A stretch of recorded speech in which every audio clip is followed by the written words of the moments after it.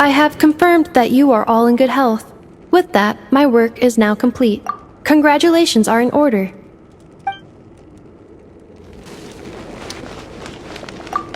It's good to know you're all well. Puts me at ease.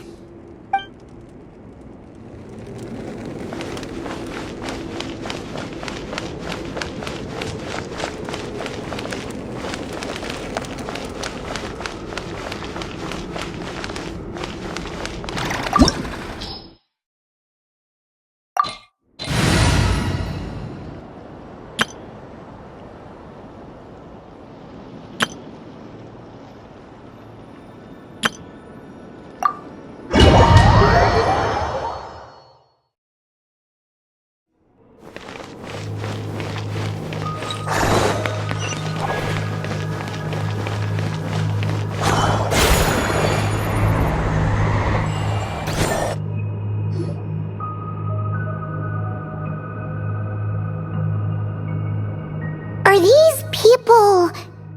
Judging by their clothes, they appear to be phantom Hyperboreans from the distant past. That could mean they have some clues about the moon goddess's name, right?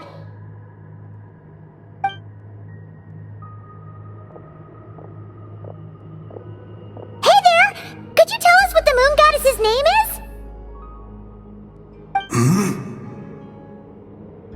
Sorry. That's probably a weird question, huh? How do we explain this?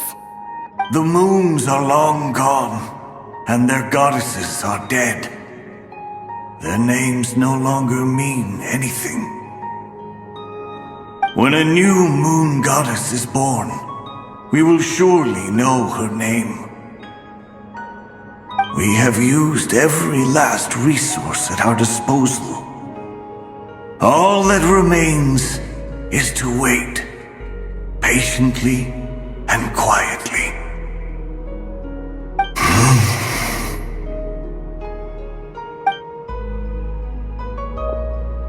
Were the people of the past all this devout? It looks like this phantom doesn't intend to converse with us any further. Surely the new moon goddess he speaks of must be Columbina. Alas, Kuthar's birth came long after the age in which he lived.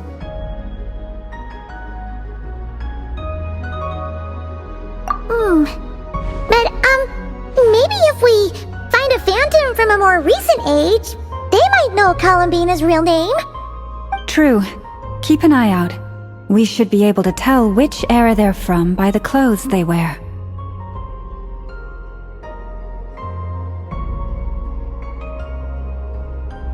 Yeah! You've been pretty talkative this whole time. What changed? Oh, nothing. I'm fine. You all make good points. When the Hyperboreans speak of moon goddesses, they mean the three from truly ancient times.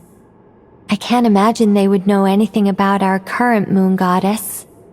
There once was a time when the moon goddesses blessed them greatly and protected them from harm.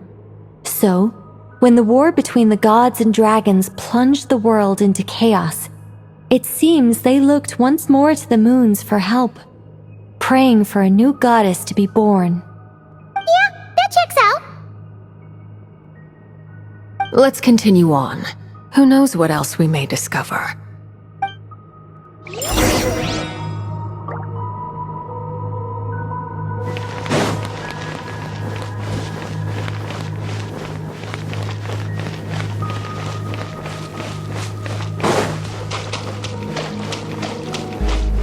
There's a door blocking this path!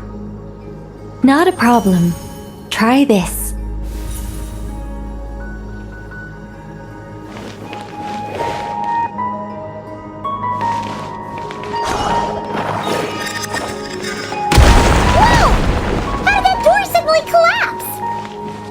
This device was maintaining the door's integrity. Remove the core, and the device stops working. Is this our destination? Impressive. More precisely, this is a device that will help us reach our destination. Let's go. We still have a long distance to cover.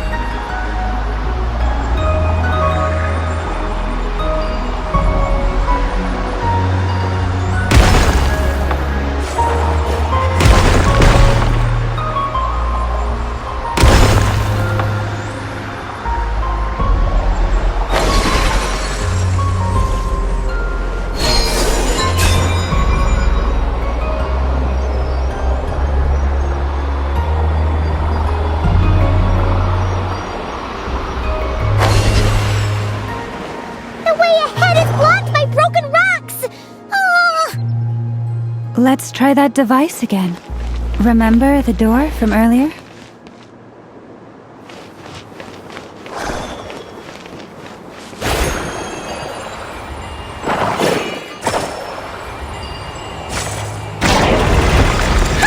Door works in reverse, too!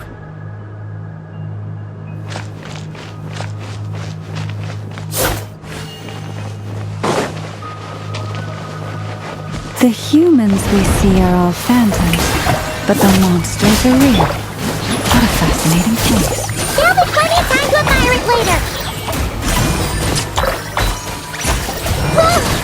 Everybody stand back! Let's light it up!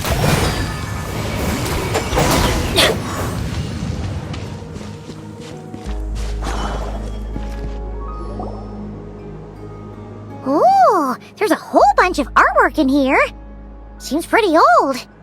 Nicole, this is probably your area of expertise. What do all these paintings mean? Let me see. To understand these murals requires some knowledge of the history surrounding the War of Funerary Flame. I shared a little of this with Lauma before. Yes, I think I follow. The dispute between the Moon Sisters, the transformation by Nibelung.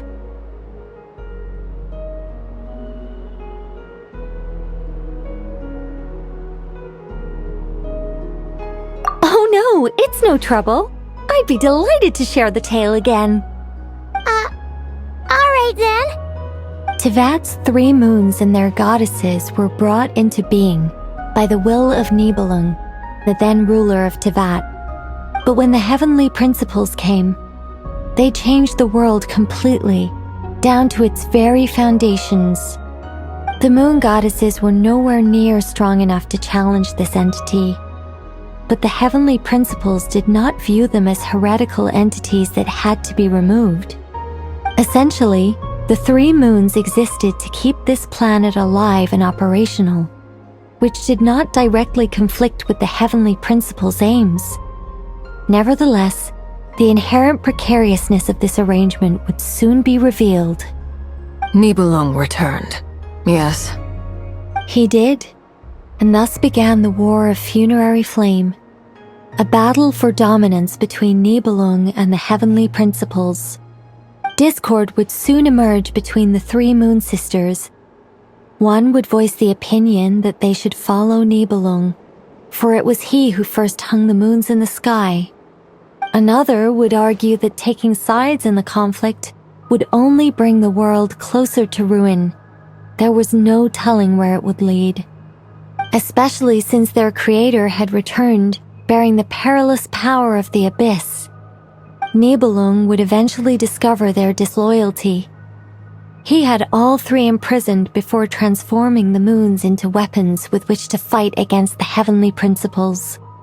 What? Weapons? Yes, the very moons that had once defended the planet became instruments of death and destruction, striking terror into the hearts of all living things. And although the heavenly principles and the 3 moon sisters had once been at peace, it now seemed that the moons posed an unacceptable threat to Tevat. It is possible that the heavenly principles did not know of the goddess's imprisonment. If so, the weaponization of the moons would surely have been viewed as an intentional breach of the peace agreement. Regardless of who knew what, when, the heavenly principles shattered 2 moons and flung the other beyond the skies. Whether the goddesses managed to escape Nibelung's captivity after his fall, nobody knows. But this much is certain. From that day on, the moons no longer belonged to Tevat. The rejection slowly drained their power until eventually they passed away. So that's the full story. You say the moon ceased belonging to Tevat from then on. Why then would Columbina be born here? That is perhaps due to the lingering connection between the Frost Moon, which was not shattered, and this world. You could see it as the 3 sisters' dying wish. They never desired war. All they ever wished for was to protect this land. I see. If the final fate of the three goddesses is as you say, then Columbina faces the same grave danger. Our investigation has yet to bear fruit. We must hurry. Yeah, you're right! Let's keep going!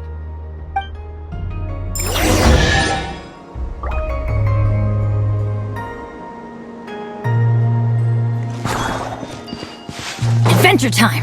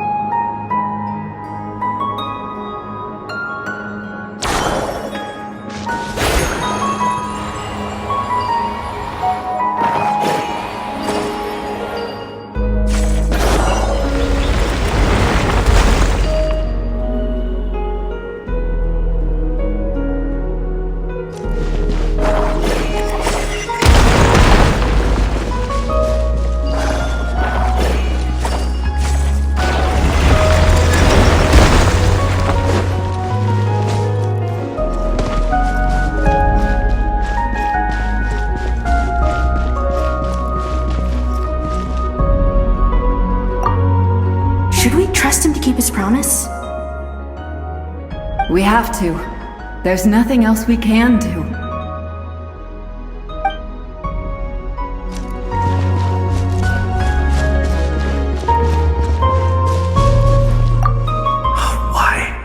Why do the creators of this world no longer show mercy upon their people? Remember his words. We must change our fate with our own hands. Wait, that's odd.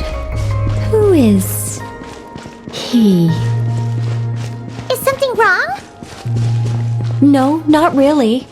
It's just that over 30 possibilities emerged in my head, so I can't be sure who he is. It's been too long. My memory isn't as sharp as it once was. Okay. 30! Wow! Impressive!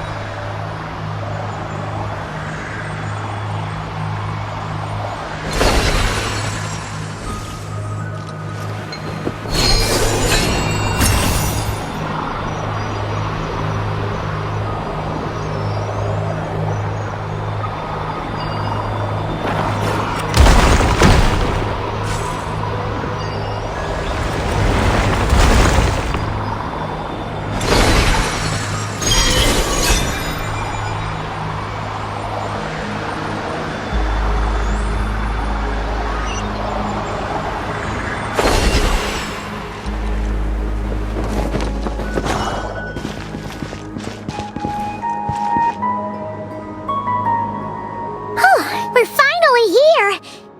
Guessing we'll need to activate this thing? Indeed. I was a little worried about that at first, but as we got closer, I sensed that the Kuvaki within it flows unimpeded. It should be functioning normally.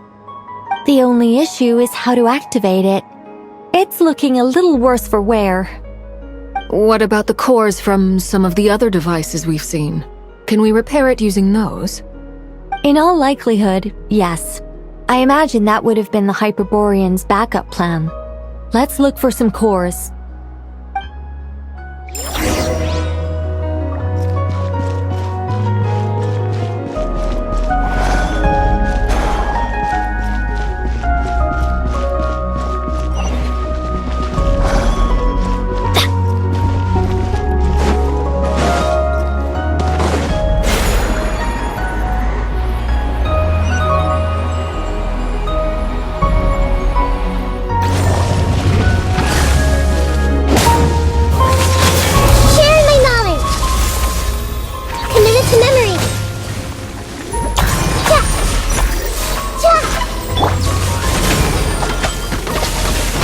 coming, Fräulein. Should you fall?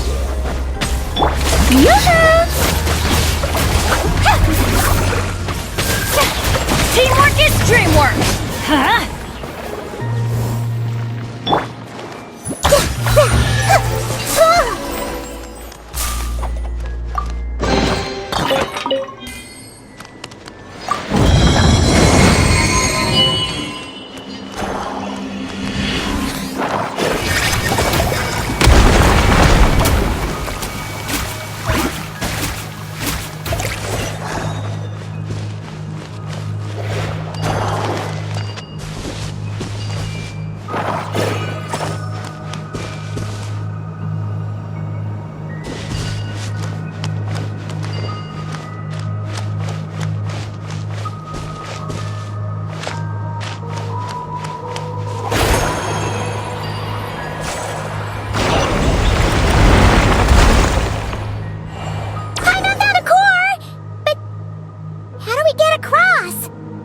Walk up, then jump down.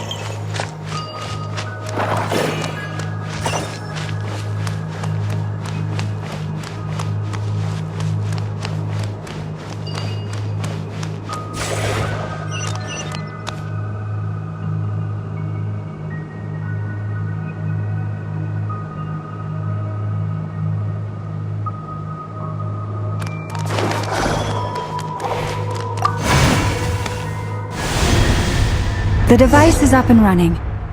It's hard to believe that the ancients were capable of constructing such things. Paimon sees our destination! It's right up ahead! Yes, let's go.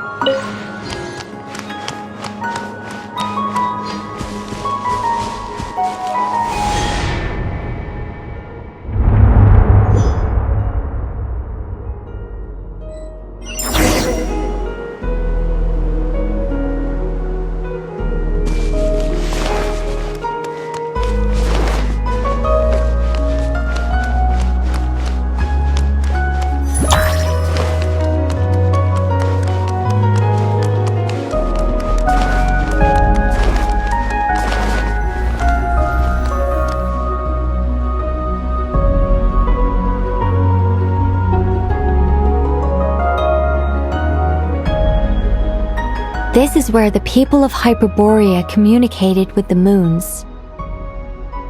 We need only place the moon marrow upon this platform on Moon Prayer Night, and we shall be able to open a portal to the moon and send our moon goddess back home. The assumption being, of course, that we can find her first. That's right. You want to know if it's safe there, don't you?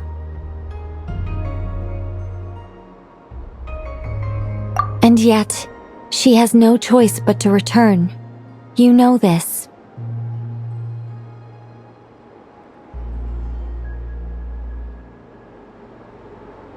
Oh, that's not the only issue here. This is the end of the line, right? We've explored everything we can. And despite looking at historical artwork and talking to people from Hyperborean times, we're still no closer to learning Columbina's name. If it's not too much trouble, could you tell me exactly what Alice said to you about finding her name? Oh, sure. What she said was... Then your first job is to find it. As a moon goddess, I'm sure she must have a name she identifies with.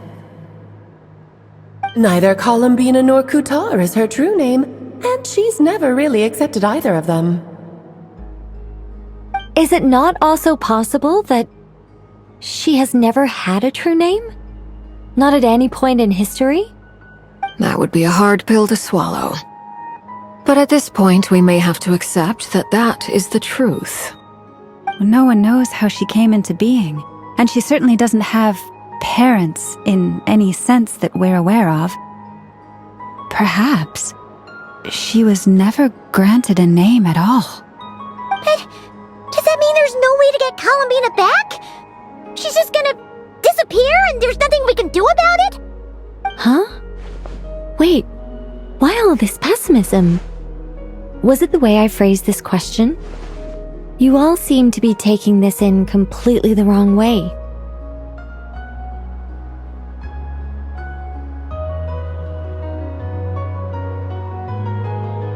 Well, just because she's never had a real name in the past doesn't mean she can't have one now. What? Think about what Alice said again. She never once said that you'd have to find a new name, did she? Are you saying what I think you're saying?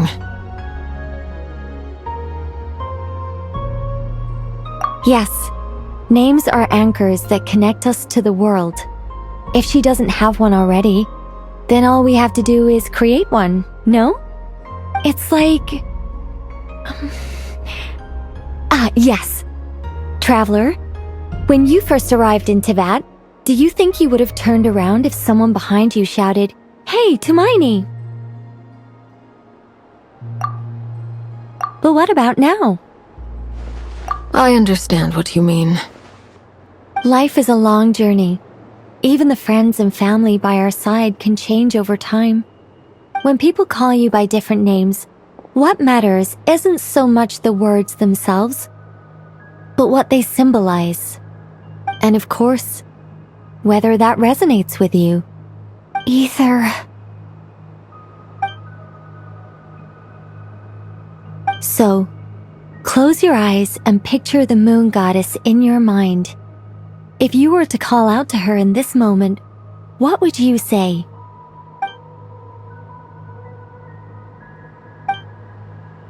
Columbina. Columbina. Paimon would call her Columbina too. Well, she has long forsaken everything that Kutar represents. I think from now on I should call her Columbina too. Well, it sounds to me like you found your answer. Are you sure? Is it really that simple? We haven't found her this whole time, and not for lack of trying. For a journey like this, the process is every bit as important as the outcome.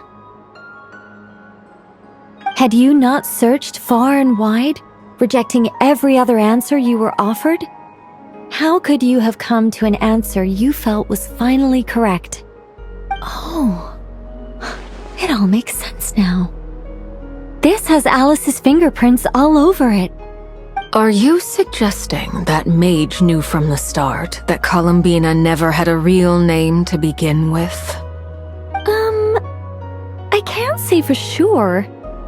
But I can definitely imagine her chuckling in satisfaction somewhere right now, saying, "Ah, what fun." Llama! Your antlers! You should hurry. The festive moon has begun to rise. Do not worry, for when you called the name Columbina just now, I could sense that the power within was enough to summon back the moon goddess. The power within what? The name? Yes. So, the thing is...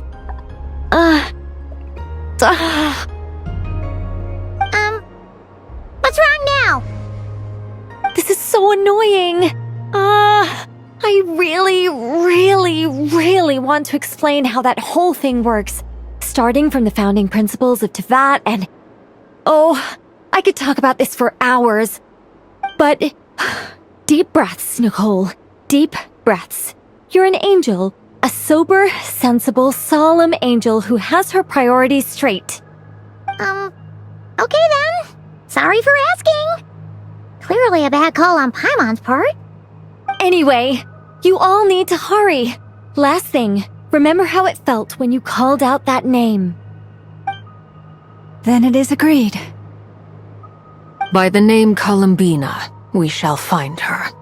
Then we'll throw her the best Moon Night party ever!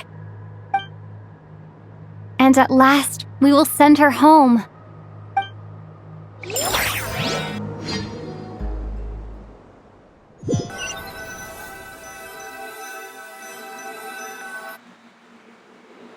I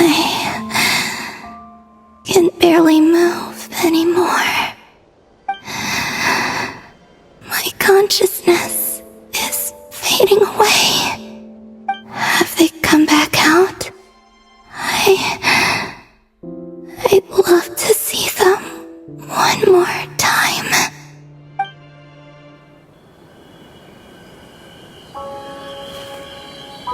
They didn't make it.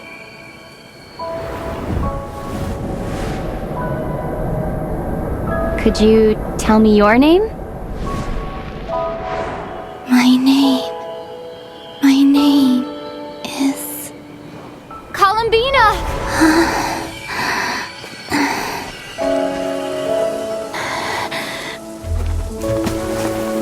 Columbina! Are you here? Columbina! That's the name you gave when we first met. And it's what I've called you ever since. Columbina. It's a fine name. I have many fond memories of Columbina, and so do all of your friends.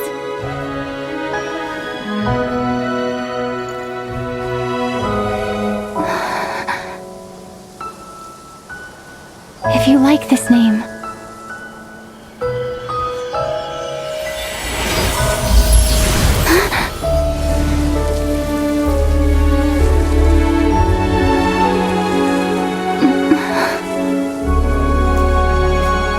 Looking for me?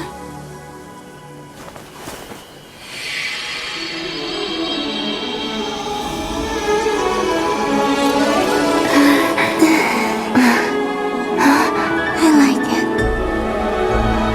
You can carry on using it. My name is Columbina Hyposelenia.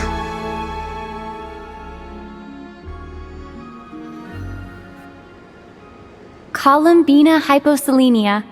That's a wonderful name. I never thought that Columbina would become my real name. But after I met you and my other friends, the things that this name stood for slowly began to change. It went from being a Fatui code name to something my friends call me.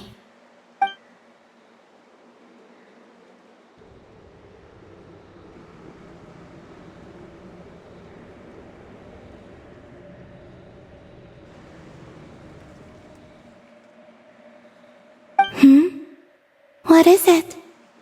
Why aren't you saying anything? I'm just so happy for you. Thank you. So, where's everyone else? We can go and meet them very soon. Everyone went to different places to try calling your name. Great. I'd like to thank them as well. Everyone's done so much for me. Searching for my name, entering those ancient ruins. Huh? Wait, so you were... Yes, I was there. Not physically, but my consciousness was still holding on. I followed you the whole way. Starting from when? You turned around and called out my name while you were in Nasha Town. Do you remember?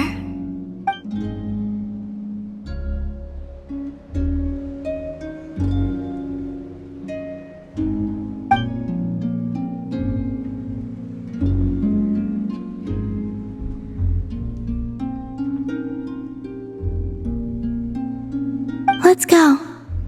We don't want to keep them waiting. Sure. In that case, come with me. But... Hmm?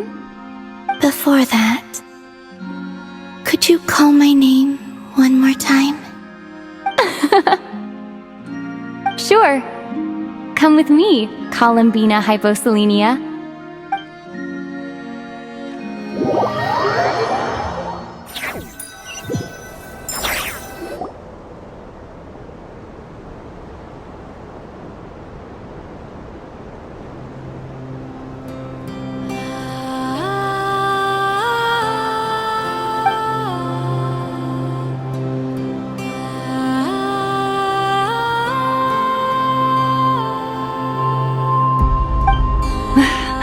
Columbina! Oh, this truly is wonderful. Llama, I can't breathe. Ha ha! Just in time for Moon Prayer Night! It's good to have you back, Miss Columbina. Yeah, we were worried sick. Thank you, my friends. With your help, I now have a name that belongs to me. Columbina Hyposelenia. Where's the second half from? You added it yourself? That's right. It means... Born beneath the moon. Yes. And by extension, it can also mean born beneath this world. A fine name. Now, as much as it pains me to interrupt this beautiful reunion, I feel obliged to remind you that the Moon Prayer Night celebrations in Nasha Town have already begun. Don't you want to enjoy the festivities? There's so much to see and do. And some of the ambient lighting and entertainments were sponsored by the kind souls in the Hexen Circle. Nicole?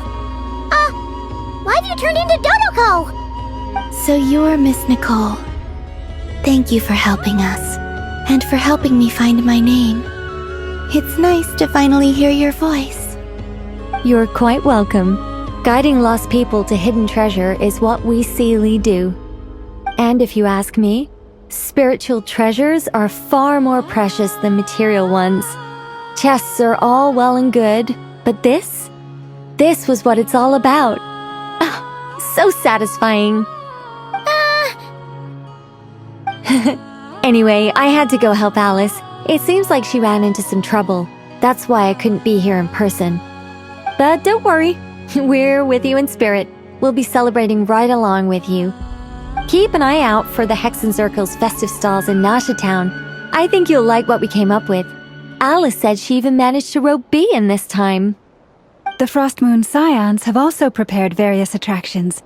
I believe Aino, Ineffa, and their crew are setting things up as we speak. On that note, Nefer, about that request I made. It's all in hand. Yehoda is on site to ensure that everything goes off without a hitch. Wonderful. In that case, Traveler?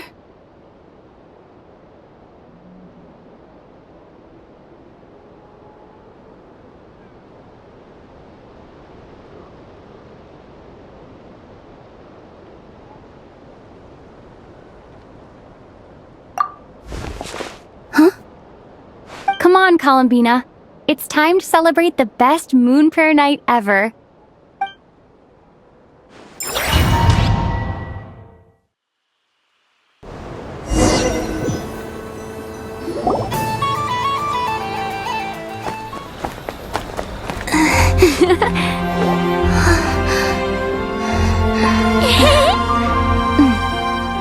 Hey, young lady! Would you like some Moon Prayer Night candy? Happy Moon Prayer Night! Oh, yeah, I almost forgot to say. Welcome home, Moon Goddess.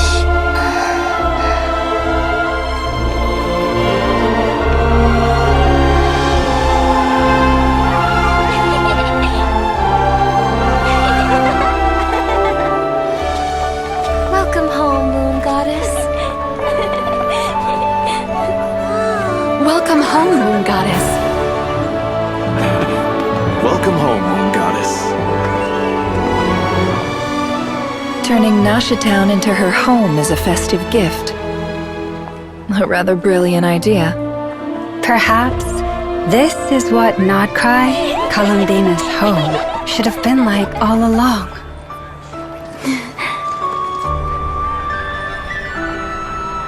Thank you for the gift. I like it a lot.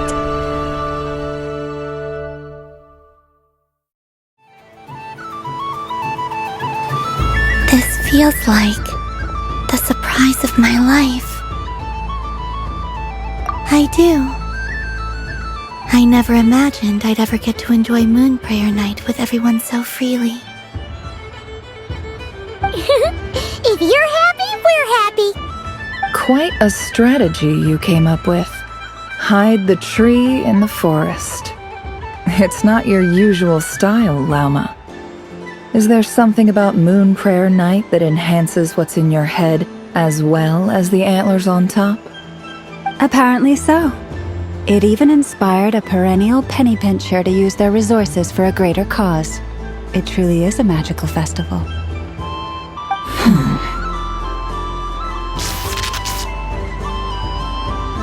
I see it now. This bickering is actually a sign of a strong relationship. Huh? What's everyone doing here? Oh! Miss Columbina, you're back! Yes, I'm fine now. Thanks for your concern. How's your progress with Alice's assignment? Very well indeed. I've never heard her sound so excited.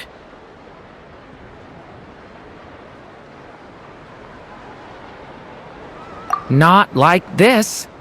This time her excitement seems more serious. Seems like she's had a major breakthrough. She said she'll contact us once she knows more. In the meantime, we're free to relax and have some fun. Enjoy the time off while it lasts. I have a feeling that our next task won't be so simple.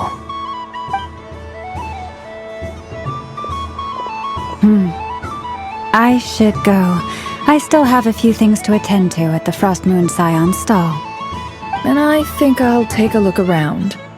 With any luck, this once-in-a-year festival will come with once-in-a-year opportunities. Hold up a second. Where's Varka? I believe he made a beeline for the flagship the moment he entered Nasha Town. Ah, that's Mondstadters for you. They know what they want when festivals roll around. Goodbye for now, Columbina. I hope you have a wonderful night. I will.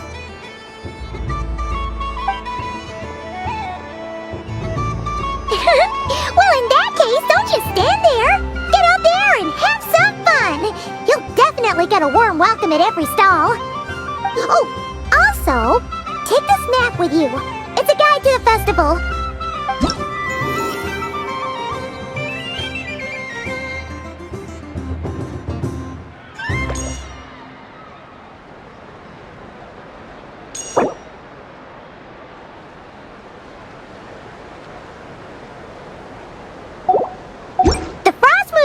Stall is over here. Lauma's invited a whole bunch of cute animals to celebrate too. Over there is the Hexen Circle section. Nicholas seemed more excited than anyone about this festival, so she insisted on making it a grand affair. Oh, and then there's the Nashitown local specialties, including... Actually, forget that. Better if you go check them out for yourself. Thank you. It looks like a lot of fun. You're not coming with me? We'll be around. But don't you want to browse by yourself for a bit first?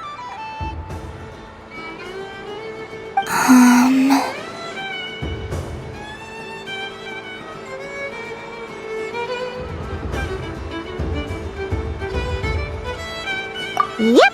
If you find something you like and want to try it out together, just give us a shout. We'll be right with you. Otherwise, just relax and enjoy yourself. There's so much on offer, so try to experience as much as you can. And don't forget to stuff yourself with all the delicious festival food. All right then. Off I go. Where should I go first? This must be the mage's stall. It feels... So this is the Frost Moon Scions area. It feels very familiar. But everyone looks much happier than usual.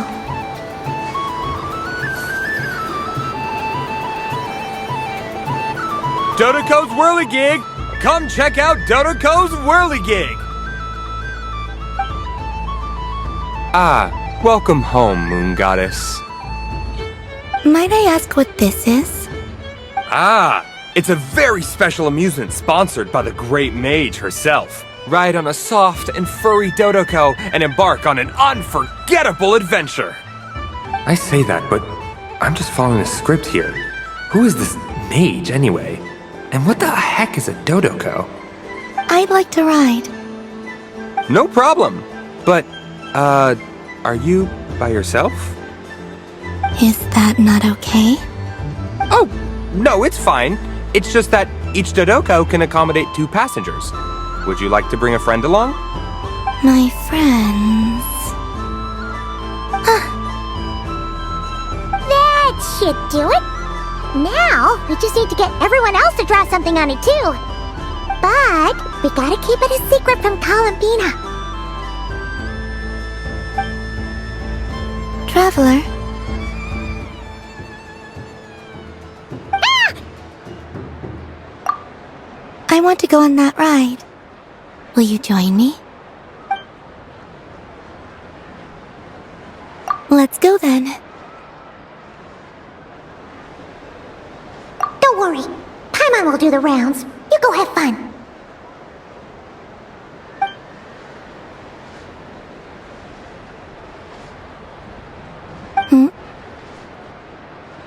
All right. I think we have to wait in line over there. Please take your seats. For safety reasons, you mustn't try to leave the ride before it comes to a complete stop. All right, you're all set. I wish you both a wonderful journey.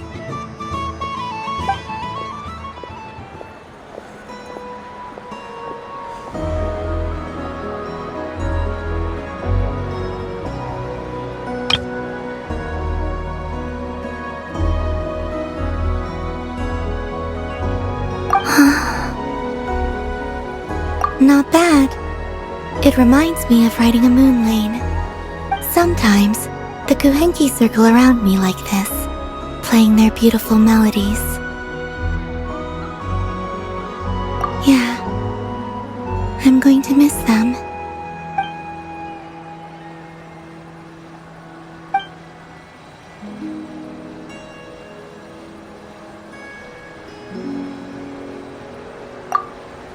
It does. I've felt scared in the past, too. But this is a little different.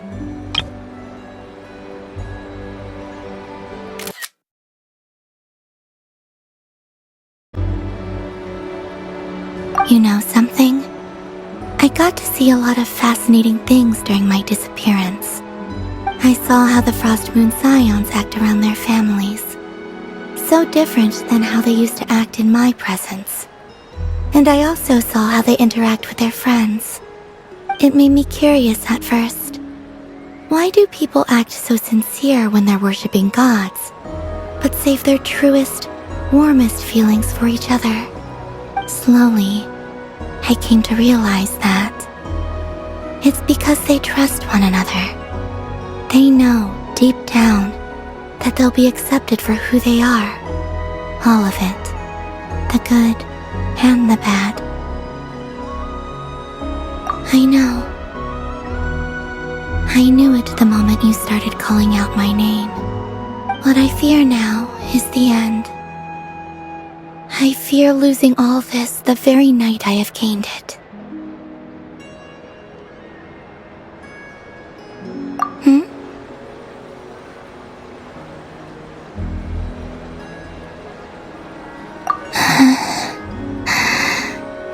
Thank you for this conversation. Thank you for listening to me. Don't worry. This fear I have, and the unknown that awaits me, they cannot hurt me. Not when I possess a treasure far greater. I just want you to remember this version of me. The real me. On this final night together. Dear passengers, Dodoco's awesome adventure has come to a close. Please leave in an orderly fashion, and we look forward to seeing you again in the future. Don't want the journey to end, huh? Don't worry, you two. There's always another adventure waiting just around the corner.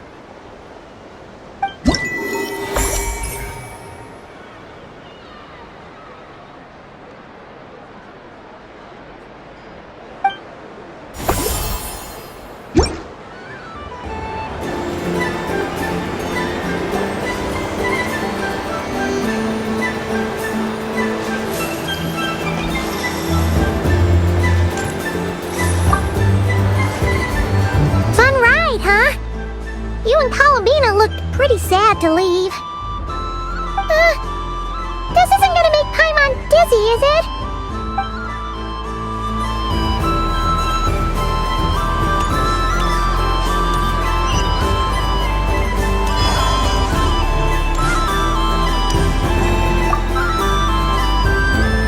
Welcome home, Moon Goddess. Oh, you're the genuine article. Alice was right. This moon prayer night was worth watching after all. Another one that talks. Greetings. Pleased to make your acquaintance. I am the Hexenzirkel member they call B. Barbeloth Trismegistus. Columbina Hyposelenia. Pleased to meet you too. Hyposelenia. A fine name indeed. Now then, Miss Columbina, do you wish to hear a mage's divination? Divination? The Frost Moon Scions used to ask me what would happen in the future.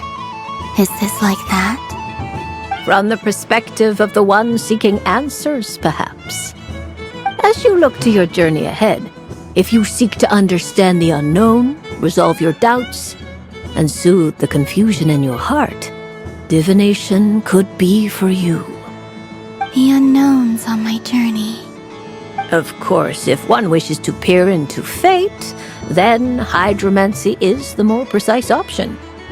But that is a complex affair, and to relegate that majestic art to the status of a festive amusement would seem somewhat uncouth. Besides, it is sometimes better to not know fate with great certainty. Hence, I shall use the suitably festive Luna Arcana to tell your fortune instead. It is more popular with the youth in any case. Lunar Arcana.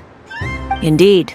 Unlike hydromancy, this will only display possibilities and trends. People like to think of themselves as creatures of agency and free will. Peering too far and too clearly into the future is detrimental to both body and soul. I'd like to give it a try. Of course you may. Come then, take a seat, Miss Columbina. Before we begin, are there any specific questions you would like to ask?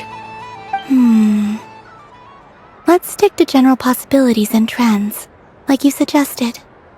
Ah, very well. Then I shall use the basic Lunar Arcana deck. Now, try to relax. Cast your mind upon the things you have experienced and the things you are soon to experience. I will shuffle the deck. Would you like to cut the cards yourself?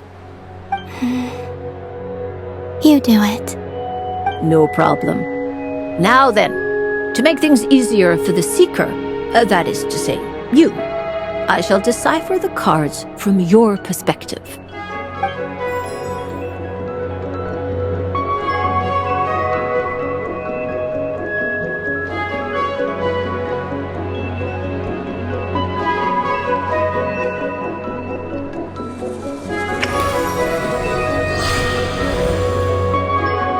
Please, draw the first Lunar Arcana. This represents destiny and is the foundation for the divination as a whole.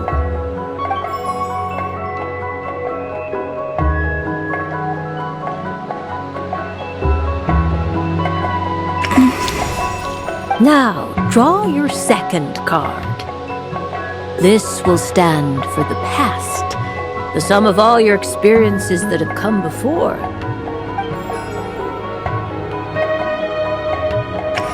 And now the third Arcana.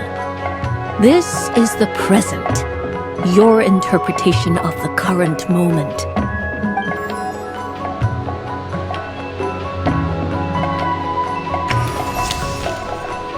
Finally, the last card.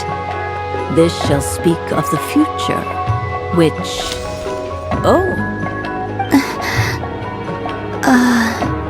Kuvaki Pulse?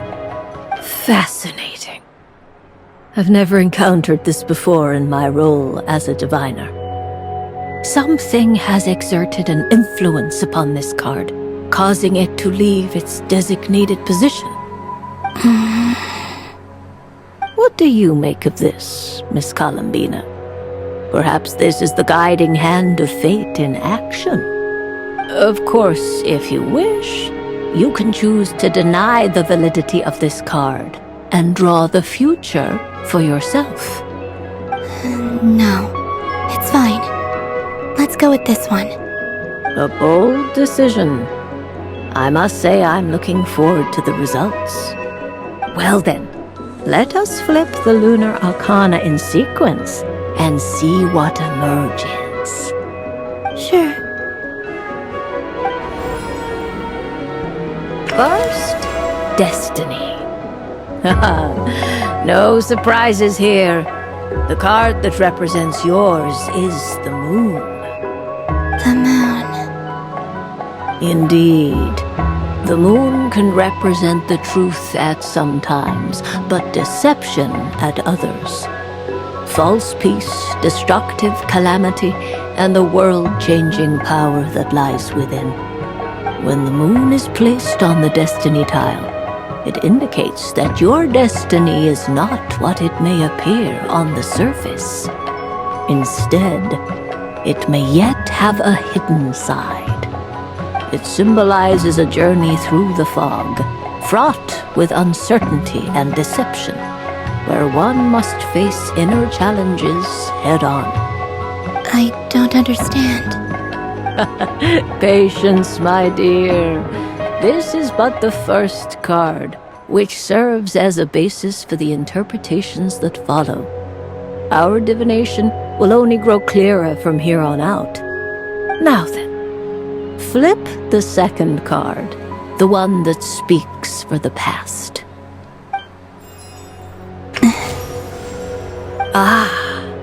The Hermit, but inverted. Inverted? Yes. The Hermit symbolizes solitude, introspection, and the pursuit of truth. When inverted, it represents isolation, truth out of reach and a path that leads one astray. Combined with the moon as one's destiny, the hermit inverted represents a choice you made to stand alone in the past. It was a choice made not out of fear or arrogance, but for reasons that others could not perceive. You fumbled through the darkness without a guide, but you did not find your way. Rather, you went astray. More than once, it would seem. Is this about how I became Kutar despite not wishing to become a god? And how I joined the Fatui because I yearned for a place to belong? I suspect only you know the answer to this question. All is not lost. The past is in the past, and so it shall remain. Shall we look into the present now?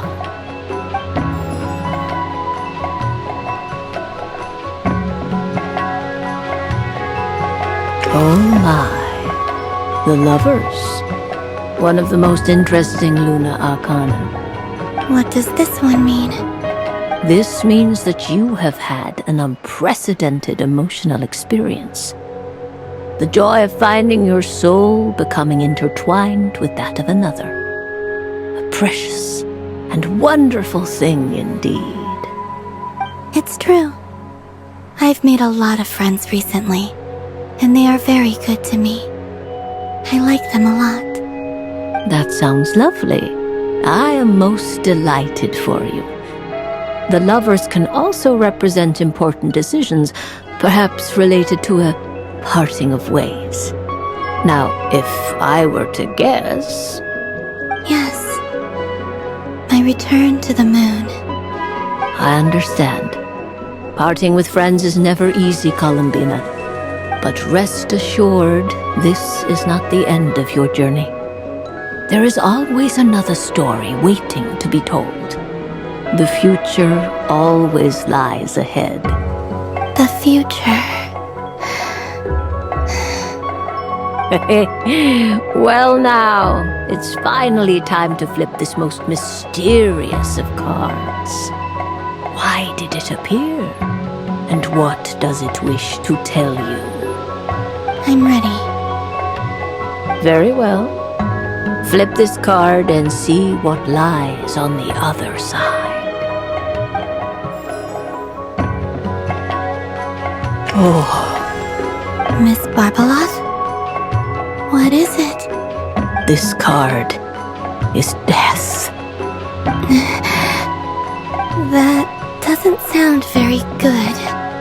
It depends on how we interpret it. It is true that it can represent an agonizing death, a complete and utter end, but at the same time, it can also represent rebirth. Do not forget that your destiny card is the moon.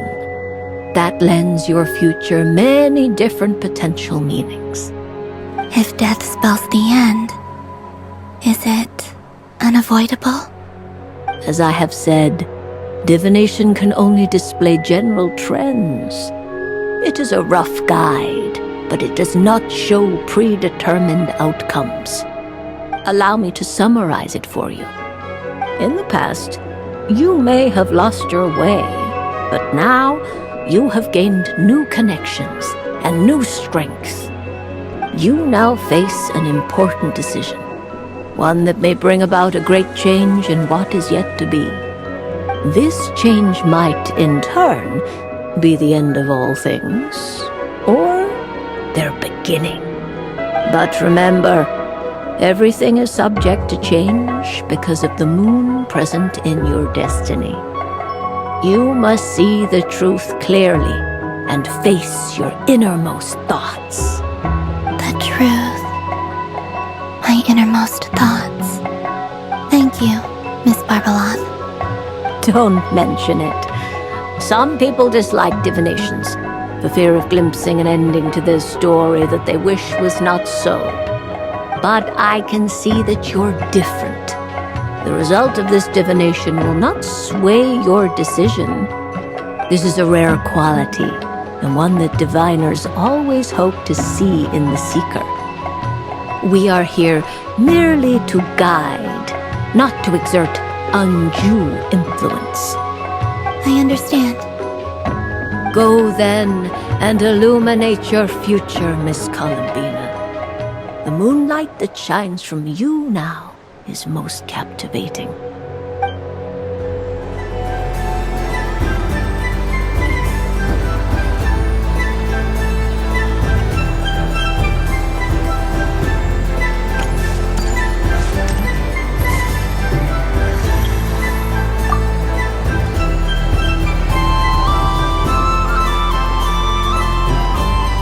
I wouldn't say it's unfair, exactly. I mean, your voice goes right into people's heads.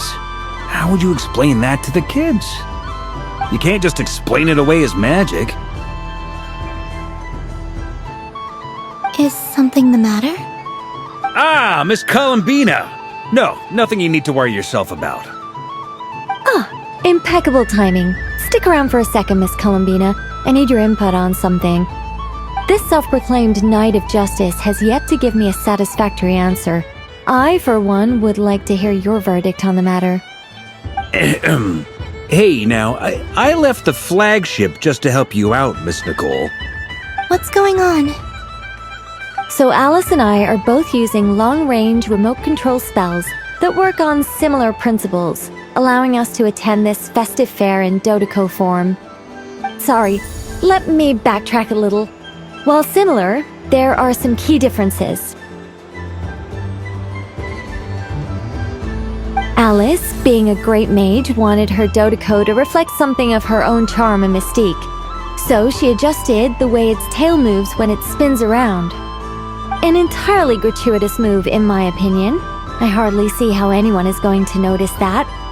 If anything, I'd say that anyone who stares intently enough at a Dodoco's tail to notice such a small detail is someone we ought to be highly concerned about. I only say this to emphasize that my question has nothing to do with tails. Now that we're clear on that, why is Alice's Dodoco permitted to interact directly with the children celebrating Moon Prayer Night, while mine is not? Your voice speaks directly into people's minds. See? Exactly what I said.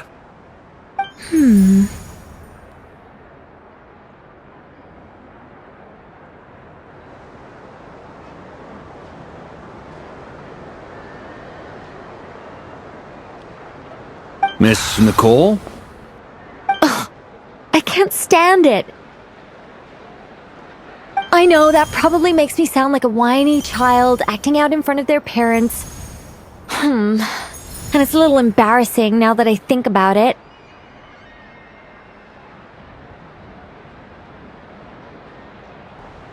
But hey, I've said it now, I can't take it back. That would be even more embarrassing.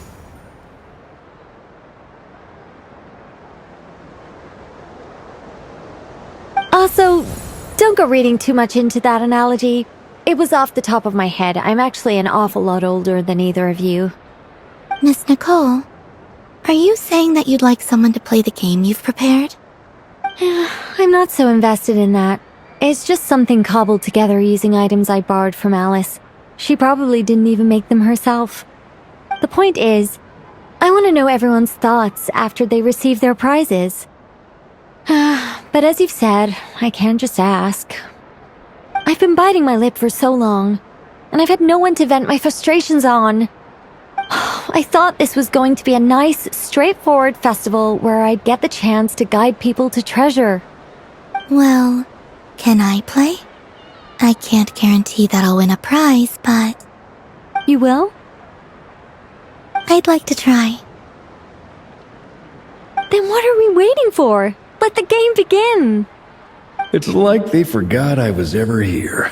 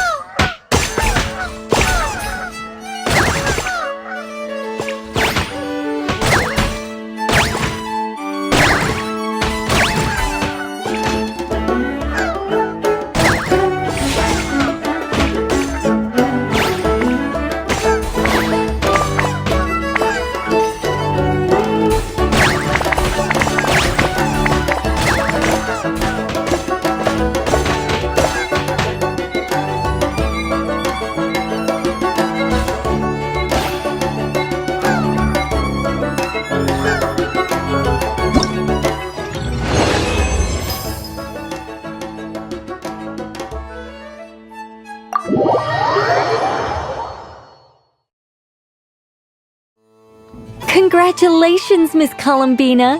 With your great wisdom, you have overcome every obstacle in your path and conquered the great challenge posed to you by fate.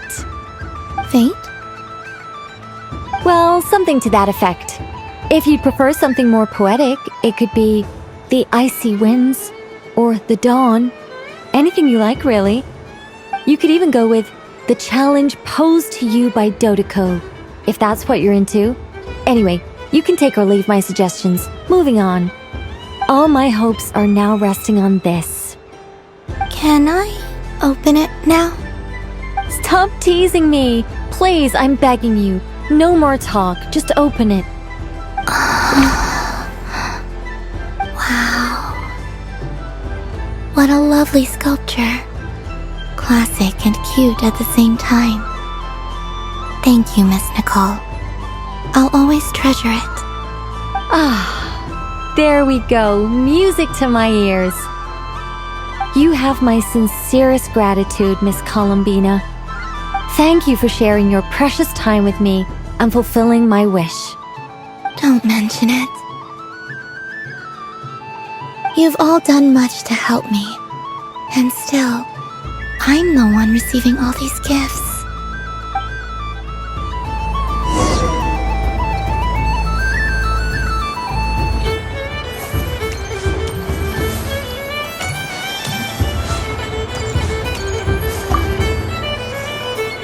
A soft and furry creature that bounces and jumps.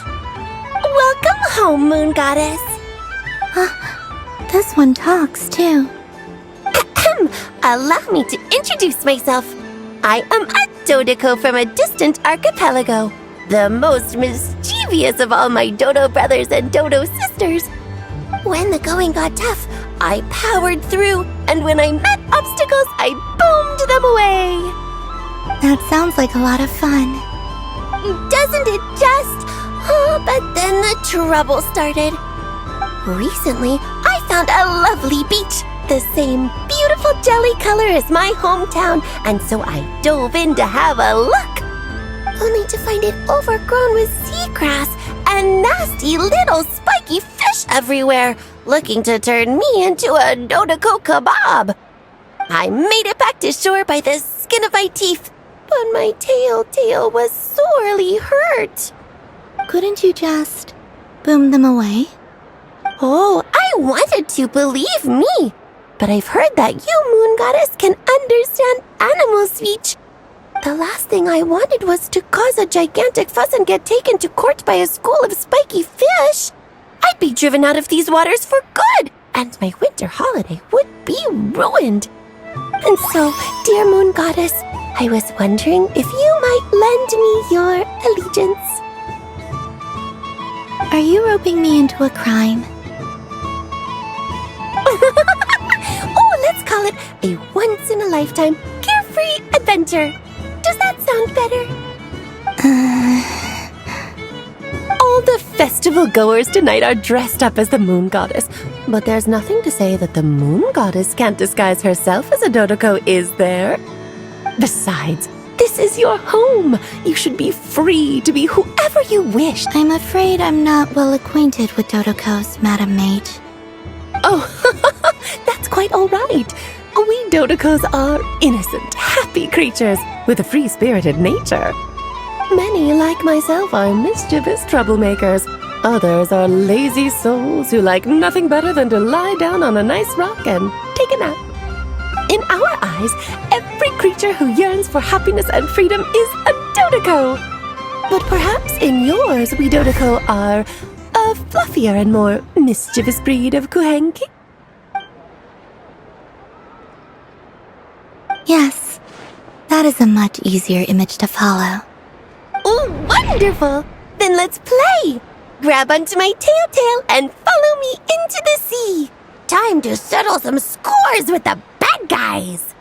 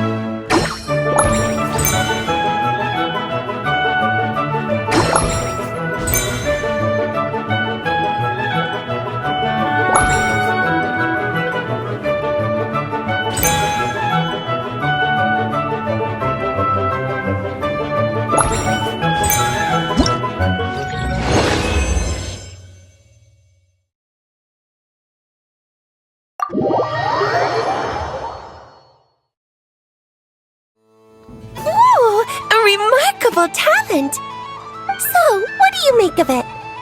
The use of Jumpy Dumpties doesn't come as naturally to me as Kuvaki, but their unpredictability makes it fun.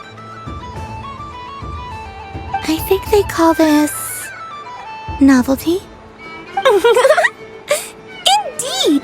And how did it feel blowing those pesky nuisances away? Not bad. Any guilt? What do you mean? Oh, wonderful! Lovely answers to all 3 questions. You've passed the safety test. Now I can give this special bomb to you as a souvenir. Remember, if you find any meanies living on the moon, you can use this to boom them into oblivion. I will.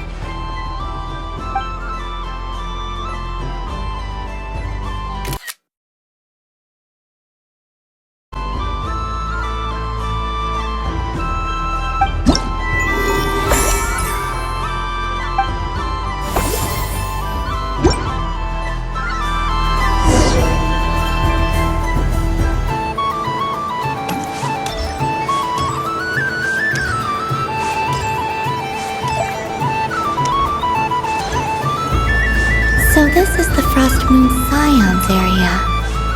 It feels very... Wow! The Frost Moon Scion stall looks kinda...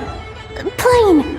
But it's pretty cool once you get into it. I don't go to Hisi Island much, but it's got that, like, old world cultural feel. And if culture means we get more festivals, I'm all for it! Hello, Yahoda. Columbine... hello, Moon Goddess? That was too close. I almost gave the game away in front of the staff. Oh, wait, what's the deal with her shoes? They don't make a sound when she walks. I could do with a pair of those. Do you like balloons too? Balloons? Oh, you mean those? What's so fun about balloons? I'm not a kid anymore. They're probably more up Aino's alley. Yes. The animals seem very curious about these strange flying objects. I was drawn here by their voices. I recently learned a fun new game you can play with balloons, so I decided to come and give it a try. A new game?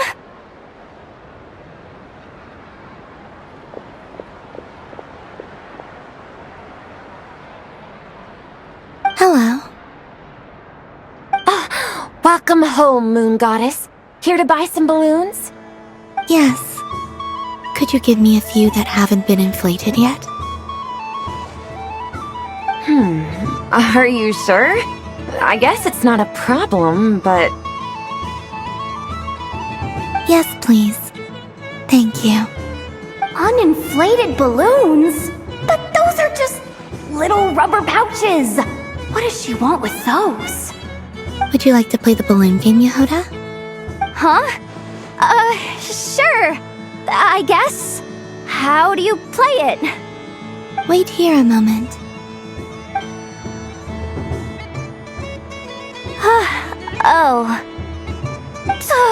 This is so weird. What have I got myself into now?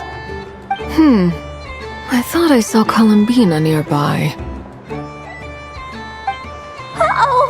That's the 4th Harbinger! Although she's helped us out quite a bit, she's good people, right? Is she looking for Columbina? Oh, guess that's my ticket out of here. I'm not sure my heart can take being sandwiched between two harbingers.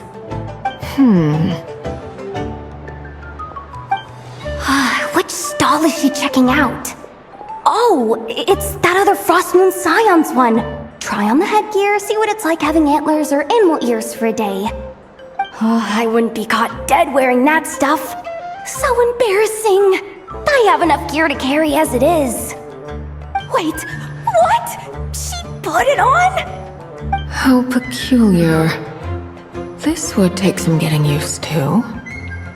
I wonder if this is what it's like for Lynette. It really suits you, ma'am. What is this? She was so intimidating a moment ago, but now, dang, she's really rocking those ears. How does she make them look so cool? I suppose I may as well keep them on for now. All part of the festive experience. She's coming this way. How do you do, Miss Yehoda? Oh, jeez. Don't talk to me while wearing that thing. Where am I supposed to look? Oh, hey there. I'm looking for Columbina. Have you seen her? She just... Huh?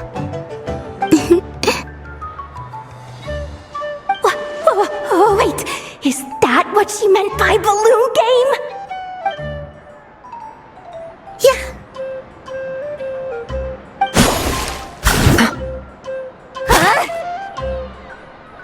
No fair! How come I get caught in the crossfire? An ambush from the rear? Is this a declaration of war, Columbina? Would you like to play too, Arlecchino? Seriously? Are they gonna start some beef right here, right now? Gladly. That said, I believe there is another who would like to join. Boss Nev! Thank goodness! You've gotta get me out of here! Things are kicking off big time! Hello there. I'd like 10... no, make that 20 balloons, please. Uninflated. What?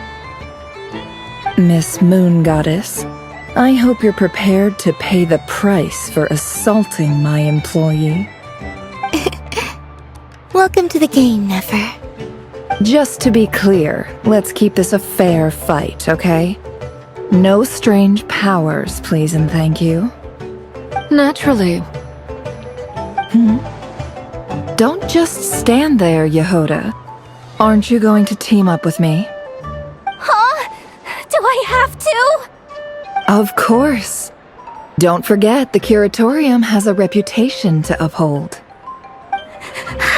I knew something like this was gonna happen.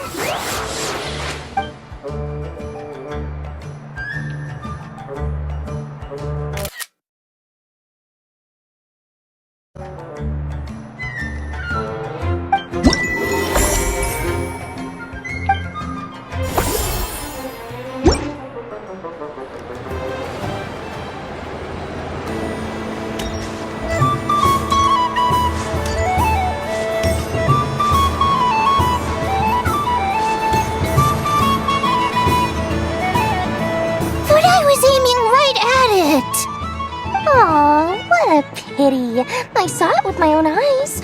You were so close. So very close. That's not true! It dodged out of the way right as I was about to snag it! I'm sorry? You heard me! This paper frog can move! I swear! Dear, oh dear, what are you saying? How could a paper frog move? Unless you believe there really is magic in this world. But even if I, the mere humble merchant that I am, knew such magic, surely I would not use it on a paper frog. I'd sooner give Mora legs, so it could walk right into my purse. My dear, dear customer, why not have one more try? This time I'll give you 12% off, a very generous discount for one of my most regular customers. Just think about how much experience you have under your belt now. You're sure to win the next one. Darn, I used up all my coins. I'll be right back. Just gonna fetch some more from my house. Take your time, but don't take too long. This event is Moon Prayer Night only. Miss it, and you'll have to wait a whole year before I'm back. Next customer, please. Welcome.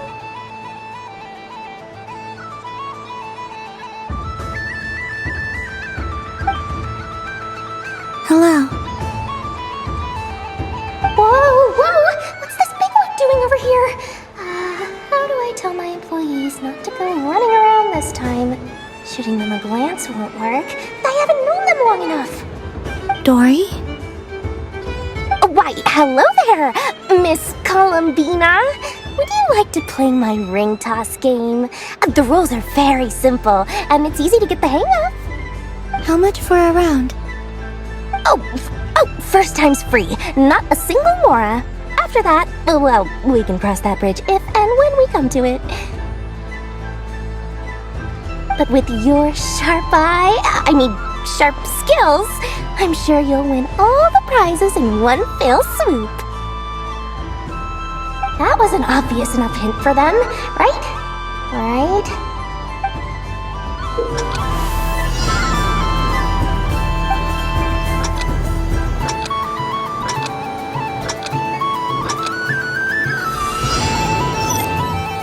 Here comes the ring! Oh, peanuts.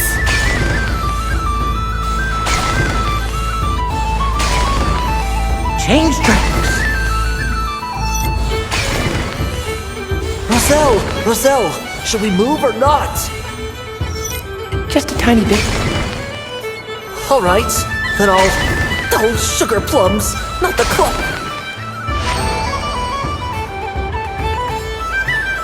Let's see now. Let's see. Wow, very good. That's the highest score we've had all night. And here's your prize. Now, how about another round? As for the cost... Happy Moon Prayer Night, Miss Columbina. Happy Moon Prayer Night, Durin and Hat Guy. Are you here to play the game? Yes.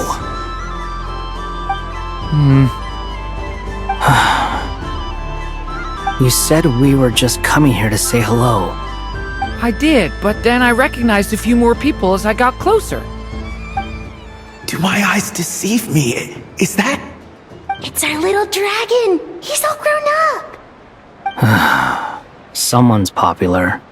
Well now, since you came all this way, why don't you try out this lovely game we have going?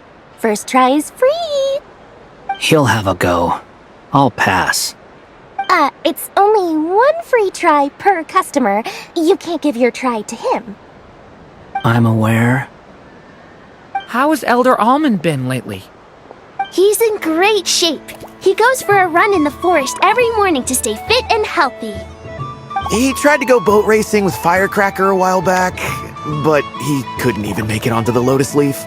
Firecracker was in fits of laughter. How about you, little dragon? Can you still fly? Yes, I can. But you've become less chatty. Has growing up been tough on you? We call that maturity. You know, the thing people sing about. The knight wields a sword of stone to defend those hearts that are made of gold. Stone is very heavy. That's what keeps him from talking too much. That's awesome! I want to be a knight when I grow up too. Ring, here I come!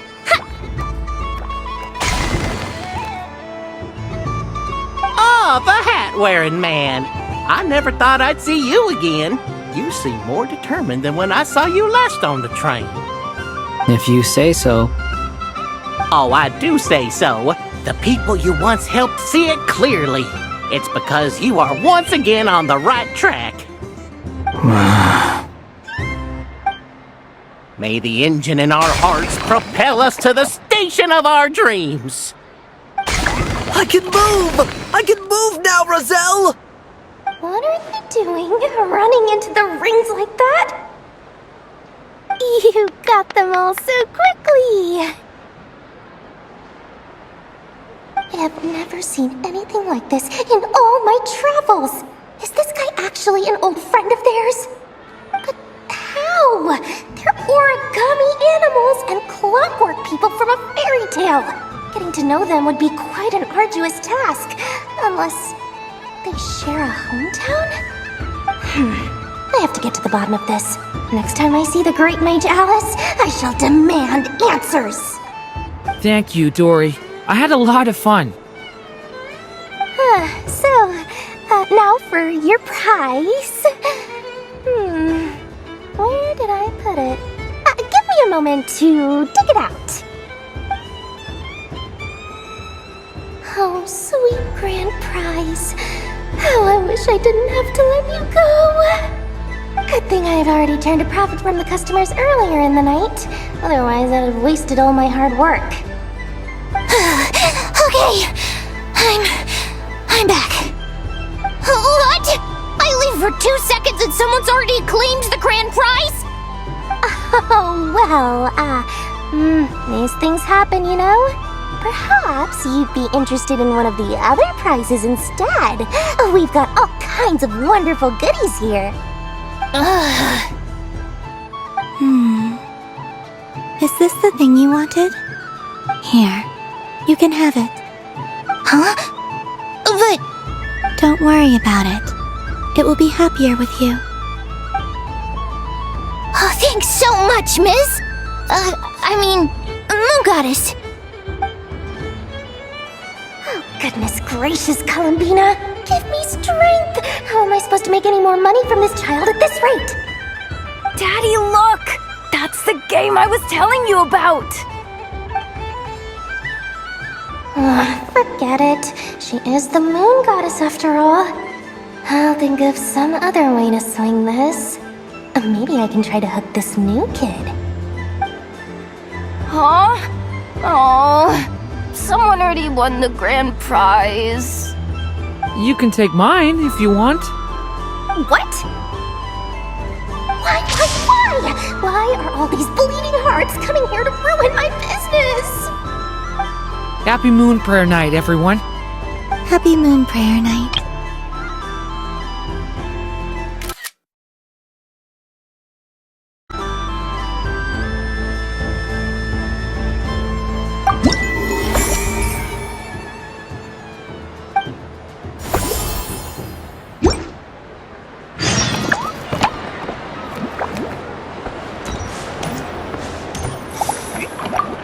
If all the prizes are gone, I might as well close up shop for the day.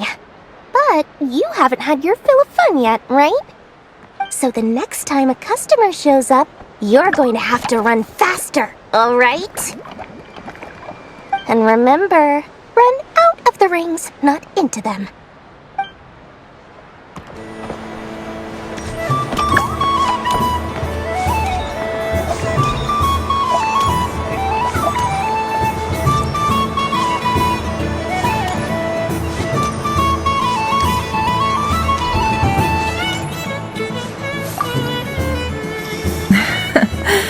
That was fun.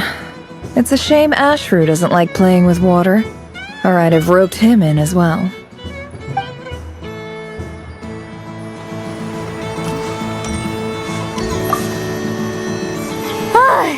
I just had a water fight with 2 Fatui Harbingers.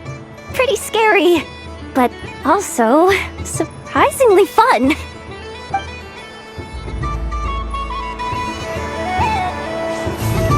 What's this? Should I give it a try?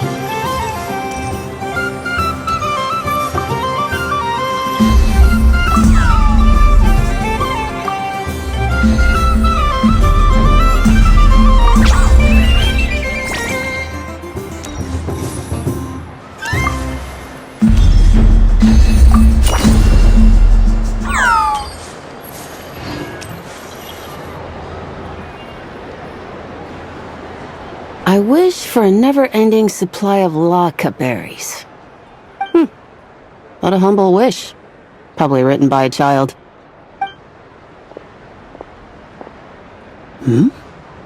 Is that Llama the Moon Chanter?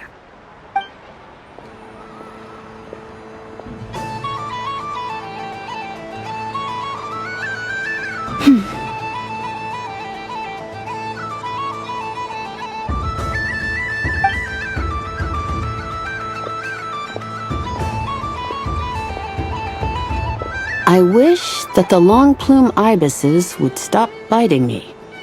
Oh dear, poor Llama. All right, I'll write that one down for you. I got it. While everyone else is celebrating Moon Prayer Night, you're as busy as ever. I don't mind. It's rewarding work. A good kind of busy. My antlers are at their heaviest tonight, and the Kuvaki waves are especially strong.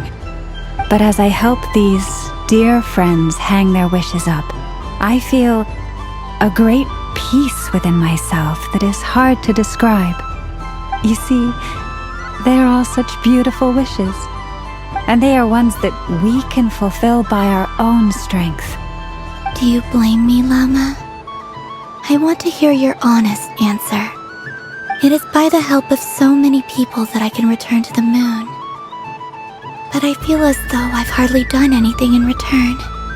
You've done plenty, Columbina. I say this in earnest, both as someone who knows your history, and also as a friend who has seen what you've been through. What about as a moon chanter? I feel proud to honor our moon goddess's wish, and I'm sure any moon chanter in history would have felt the same way. Thank you for your kind words, Llama. But... Since you asked for my honesty, I won't lie to you. My feelings are mixed right now. Besides pride, I also feel... I suppose it's a reluctance to let go. Once you return to the moon, we will be far apart and separated by a false sky. I'm sure those of us left behind will gaze up at that sky, yearning for the moon once in a while, just as you used to do. I will miss you, Llama. I will miss you all. I hope to stay in touch. I will try and find some way to send messages down from the moon. Perhaps you could use Kuvaki. I've heard Yehoda say that signals can be sent using long and short waves, or strong and weak lights. That sounds a little complicated. What if we forget what the signals mean? We could prepare a codebook beforehand, but... You're right. It wouldn't really suit you. Still, whatever happens, I believe that you will find your own unique way of communicating with us. And now that I think about that, my heart feels lighter. Because you trust in me? Yes. I have faith in you, and in the power of truth. In my experience, the truth tends to be difficult, but that's what makes it stand out from what is false. So I'm confident that your thoughts and your love will shine through the curtain of lies. We will know it when we see it. Thank you. Now, could you help me hang up my wish? Is this? I wish that all who dwell in this moonlit world can find a place to belong. And I wish that I shall one day see my friends again. It's 2 wishes. I hope that's not too greedy of me. Not at all. And I think you speak for us all with the second one.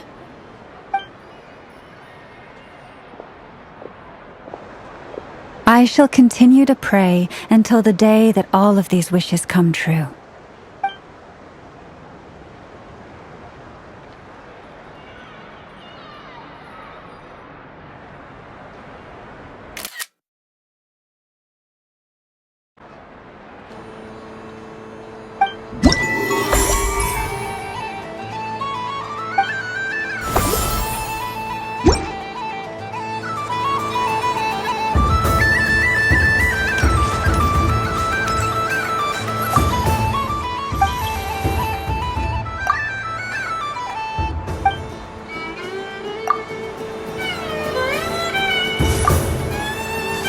Yes. May...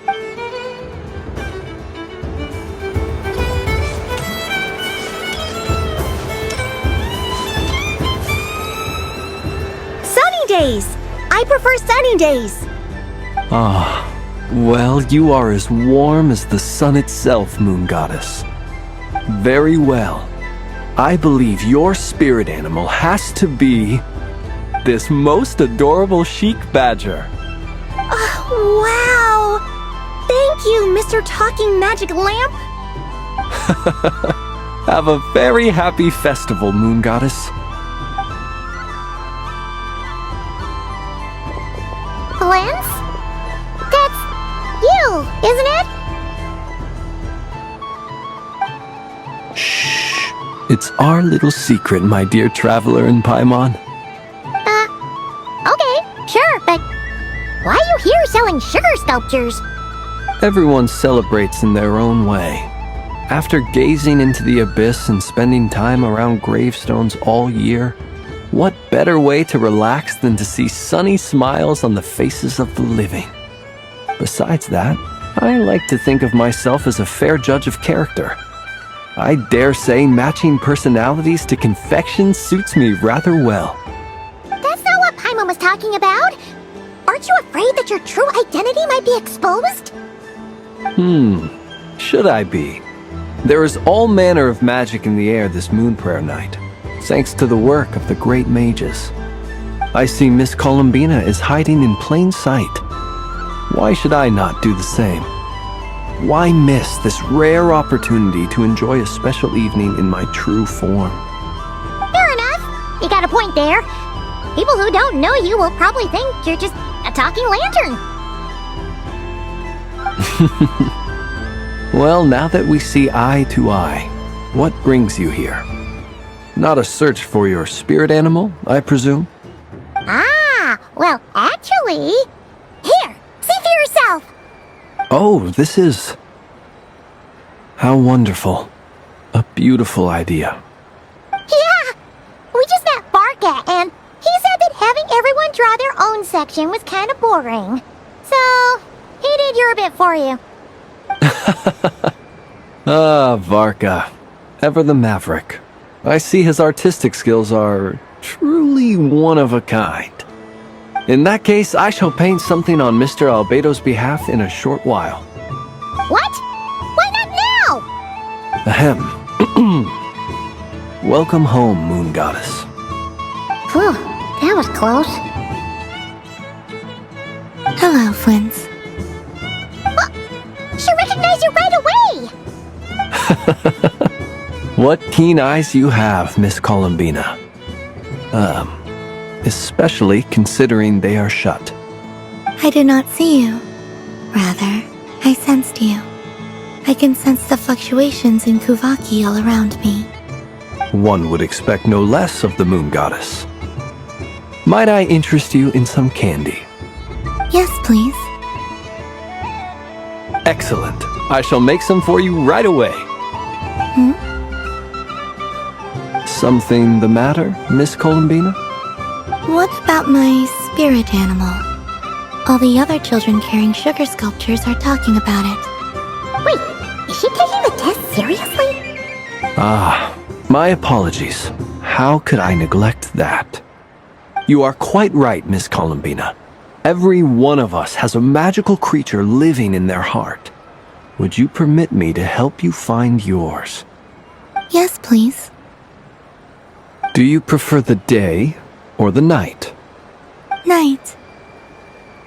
Which of the 4 seasons is your favorite? Winter. Think of a perfect day. What is the weather like? Sunny, rainy, or perhaps cloudy? Rainy in the morning, sunny at night. What kind of answer is that? Forests, lakes, and open seas. Which do you prefer of these? I like them all. Imagine you opened your very own shop. What would you sell there? Moonlight, I think. Wow! Paimon would totally shop there.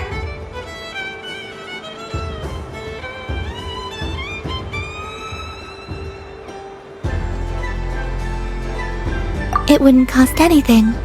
You'd just need to visit. Aha! I believe I know what your spirit animal is. Here, for you. Oh, it's a Kohenki! Indeed. A free-spirited being with a deep love for all things here in Nodcry, who selflessly lends her aid to as many people as she can reach.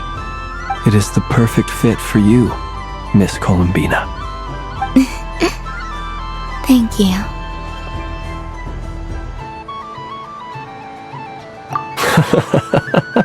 It would be my honor. But you shall have to forgive me. We have known each other for quite some time. I doubt there is any answer I could give that would come as a surprise to you. So instead, would you accept this sugar sculpture as a token of our friendship? It's a lantern. Hey, why don't you two go enjoy your candy over there? Paimon wants to try out this spirit animal thing too. Right, Blintz? Come on, play ball. I get this drawing done. But I want to hear Paimon's answers. But it'll probably take ages. Paimon's a complex soul. And we don't want your candy to melt while you wait, huh? Oh. Okay then.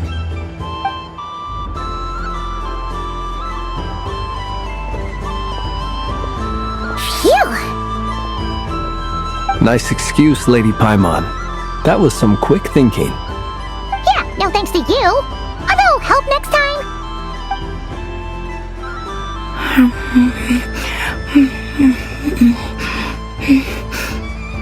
It's sweet.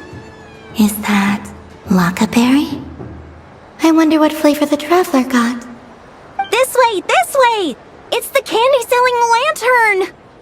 I'm coming! Of course. Traveler, maybe we can share?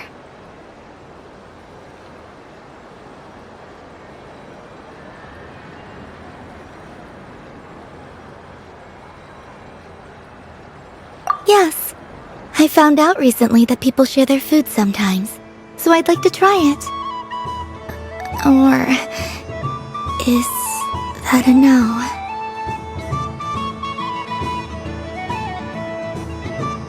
Thank you.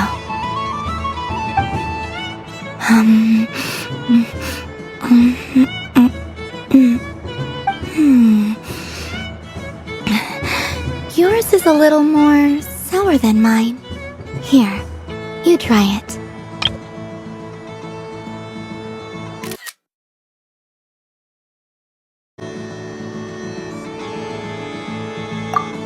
Are you sure? Amazing.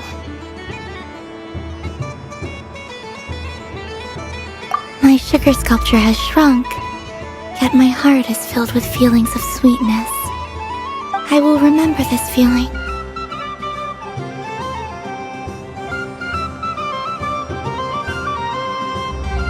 Sure.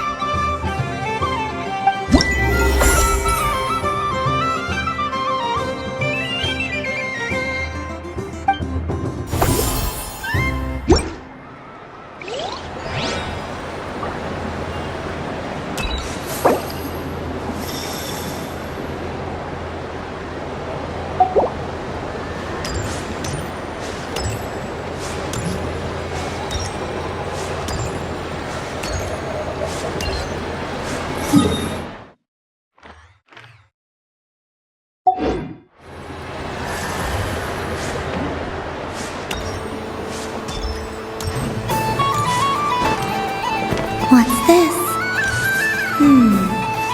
Should I give it a try?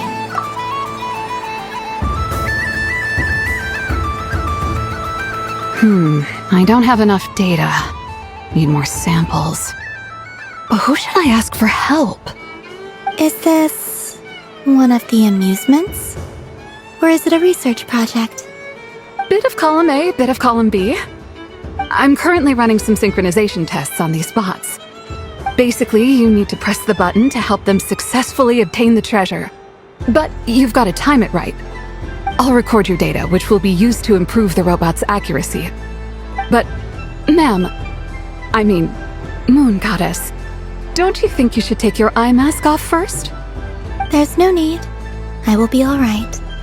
Okay then. Whatever you're comfortable with.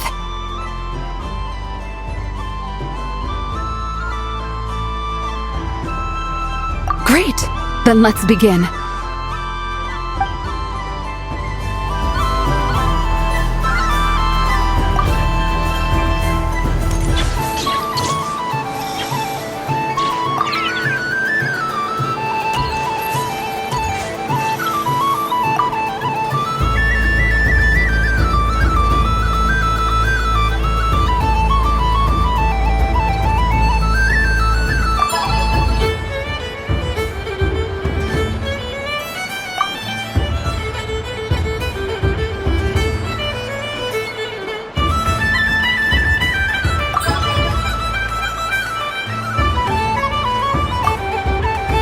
Would you like to try again? I'll record your data, which will be used to improve the robot's accuracy.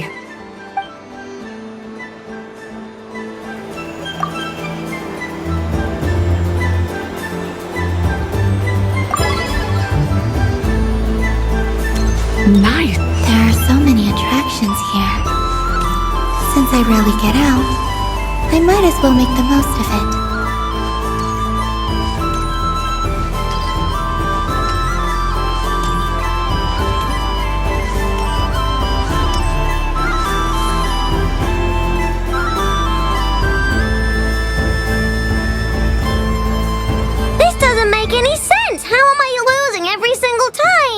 Wait, Inefa, you're cheating, aren't you? Yeah, that must be it. I am not cheating, I know. Uh-oh, sounds like Inefa's turning into a big baloney bot. I think it's time for some serious maintenance. Moon Goddess, help me. Miss Columbina, I know, is attempting to cheat. I'm not the cheater! You're the cheater! How dare you throw it back at me?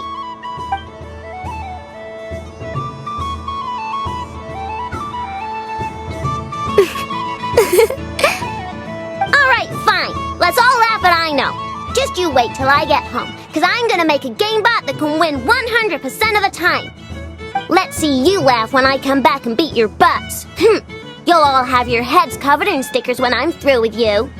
We came to check everything was okay after all that yelling, but,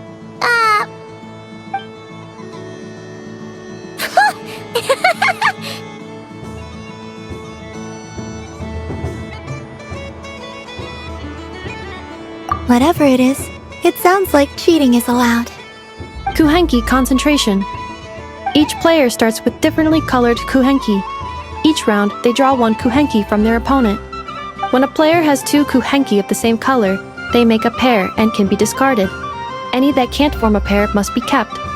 The round ends when a player can't form any more kuhenki pairs, and that player gets a sticker.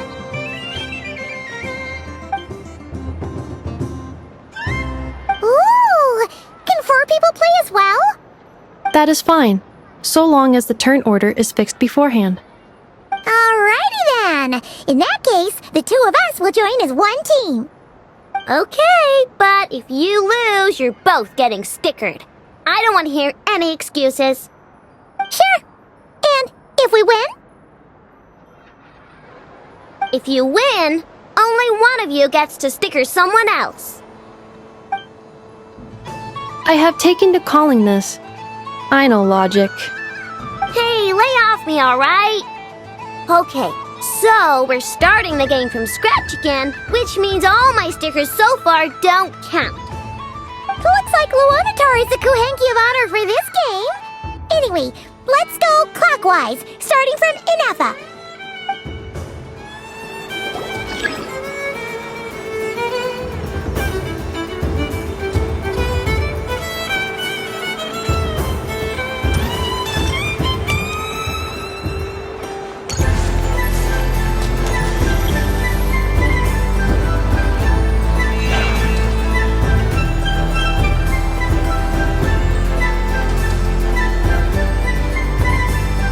Nice! That's a pin!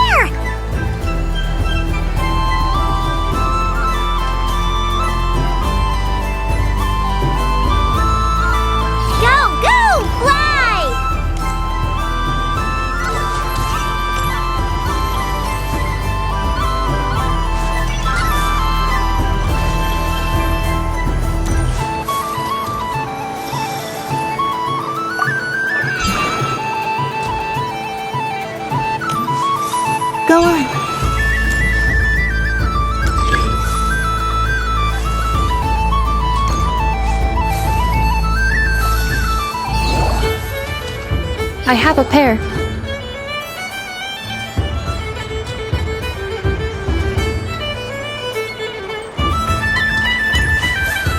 Uh-oh! We gotta pick up the pace!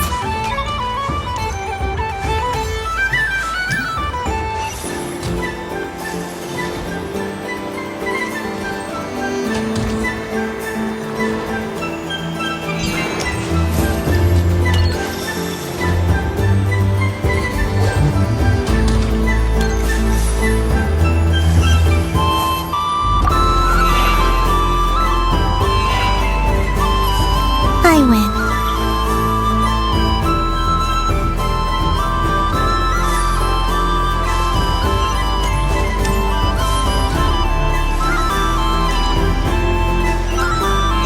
Phew, that was too close.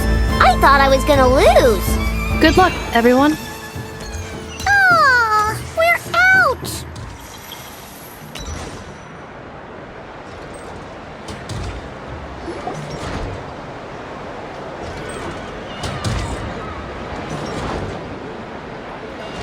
Let me pick a good one. What's it gonna be? You're looking very pleased with yourself there. What happened to being a huge Grumposaurus? I won. Duh.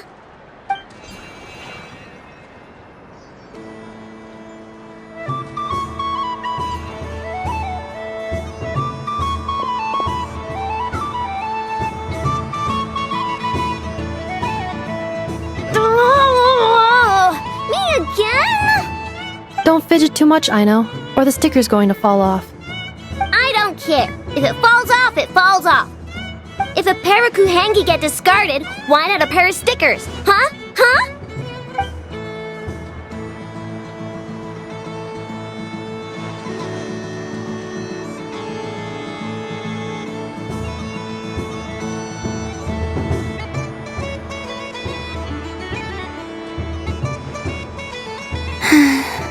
I've lost. Sticker, sticker, sticker!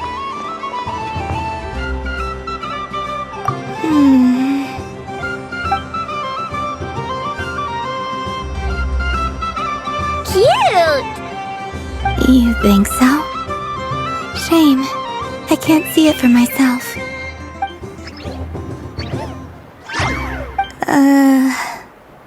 What did Luanatar say? She said it looks so cute that she wants me to lose a few more rounds.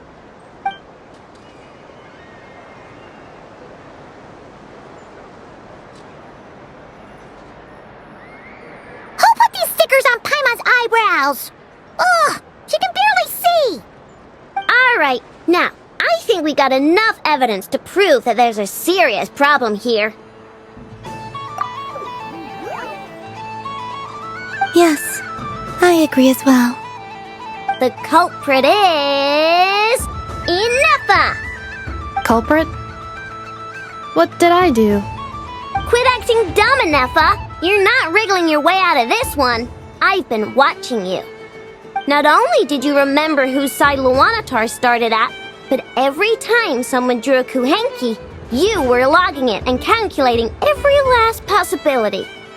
Which Kuhenki pairs were gone, who had what color Kuhenki in their hand, even our facial expressions.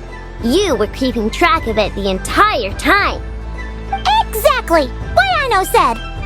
Putting aside the fact that running calculations is not against the game rules, do you have any evidence to support your allegations?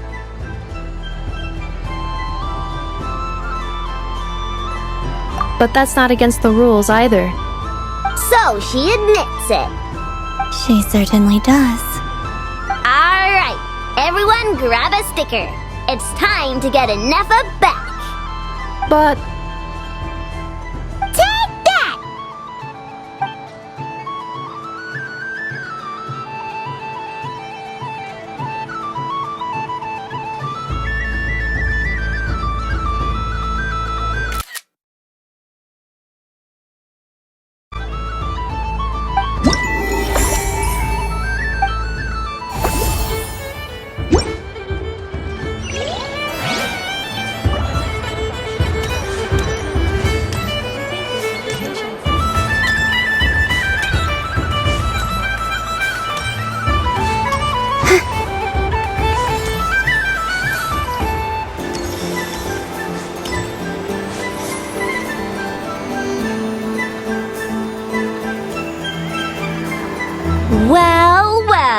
Look who it is! I heard someone went and disappeared on us the moment we let her out of our sight. They looked all over for you. Frankly, I didn't think you'd be back for Moon Prayer Night. Were you worried about me, Sandrone? You would like that, wouldn't you? Do you even hear what you're saying? It seems to me like you disguised yourself with festive headgear, just so that you could come see me on Moon Prayer Night and make sure I'm okay. You didn't even bring Polonia with you. You? I thought you couldn't see! I cannot. But I sense the confusion of those around us rippling through the Kuvaki currents. Based on what I know about you, let me guess what you're wearing. Is it cat ears? Shut up! I'm only here to protect the Fatui's interest in this territory. Running into you was pure bad luck. Really? But you were the one who asked Arlecchino to help everyone find my name. Columbina! Ugh! Just one more word, and I'll unscrew your vocal cords. It's Columbina Hyposelenia now. Tell someone who cares. I've missed you, Sandrone. The whole time I was gone, I was thinking. I hope I get a chance to say some ugly words to you. Is that supposed to be a joke? Anyway, let's go play that game. What? You mean that frostfin whale? Yes. It's some kind of game where you get bitten if you step on the wrong tooth. Seems like fun. Who in their right mind would wanna... Because you're not a scaredy cat. Fine! You wanna play? Let's play. Don't complain when I kick your sorry butt. Lovely. You old geezer! I'm gonna beat the pants off you! Just you watch! I almost forgot. Sandrone? What is it now? You'd better not lose, or I'm going to beat your head in. What? Allow me to demonstrate since I'm feeling so nice.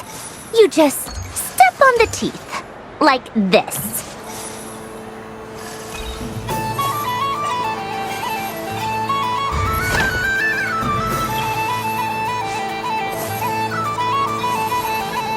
Which should I pick?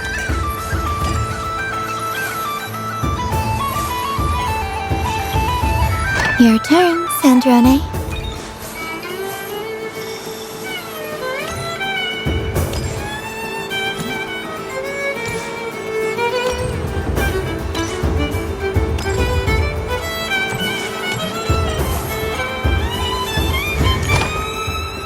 Don't come crying to me if you get bitten.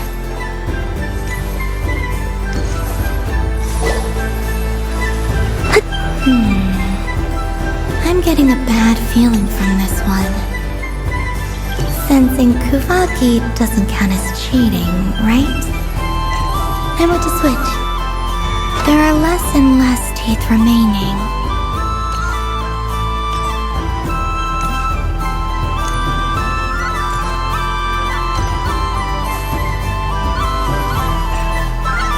Huh?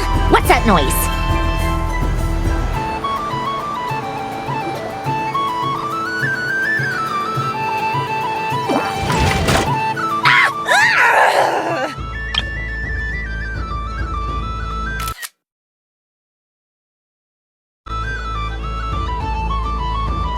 I think you might have picked a bad tooth, Sandrone.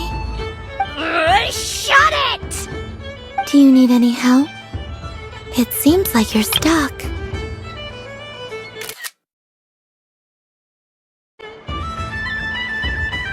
No! It's just a blasted... toy! How is its grip this strong? Stop laughing! All right. Well, you lost. So just like I promised... Hey! What are you doing? Are you seriously? Hiya. Why you? Oh, just you wait.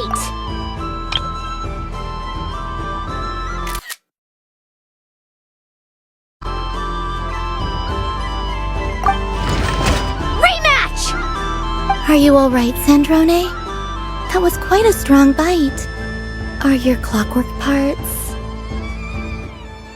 Quit your fussing! I don't need it! Alright. I'll go first this time.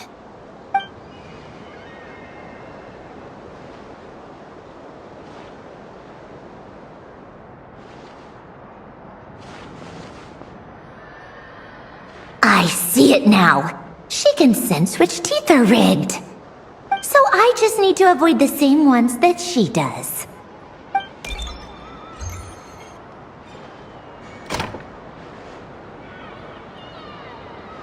This one... Seems fine. She avoided that one then? Now I've got you. All right, my turn.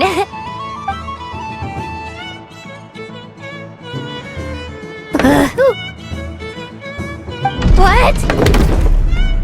Looks like you lost again, Sandrone. Wait! There's more than one bad tooth! Bonk.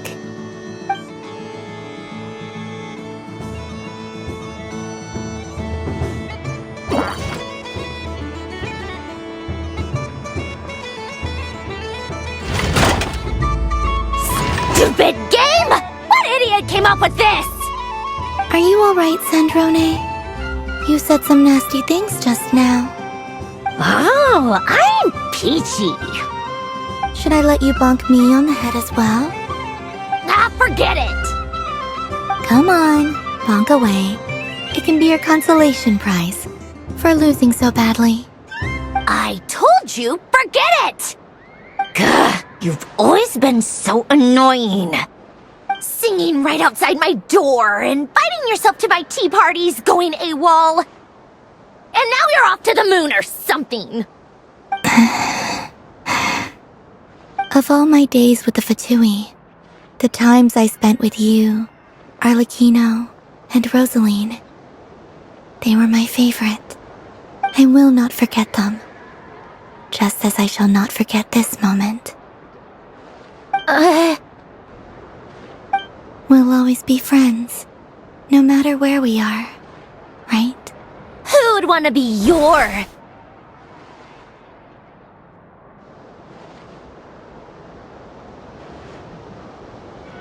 I'll miss you, Sandrone.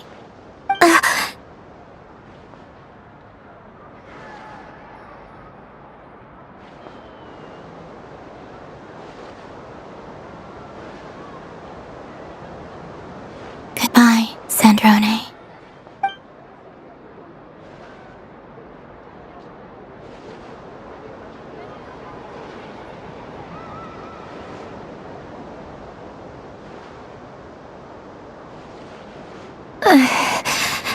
I'll miss you too, Columbina. Sorry, what was that? Ah! Ah! Yeesh! No need to freak out. What's wrong? We've been looking everywhere for you.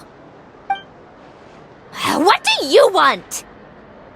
Oh, nice ears.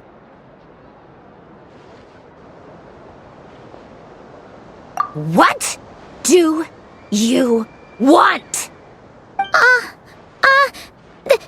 This! Huh? It's your turn to draw something. You're one of her friends too, aren't you?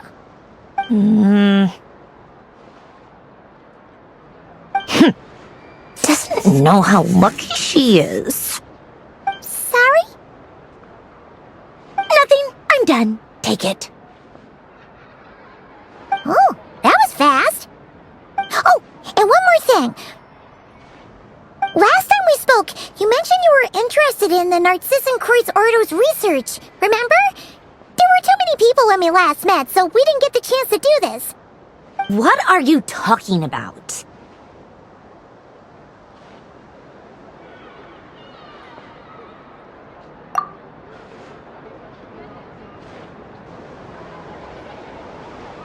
This is... Oh. Alan, Renee, and Marianne. Huh. The Holy Blade. A savior's plaything. It's not about whether I approve or not. These people, they would sacrifice themselves for the sake of the world. Especially Alain Guillotin and Renee. That is something I would never choose to do. Still, I didn't know they had any pictures left from that time. If I'd have thought to bring a camera, I'd have...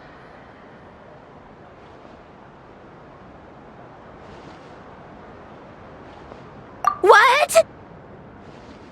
Yeah! Of you being bitten by the frostfin whale and Columbina bonking you on the head! Tear it up! Now!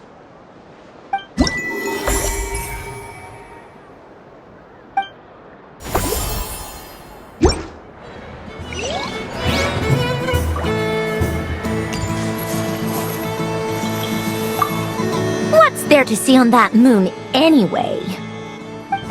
Let her go up there and cry alone. See if I care.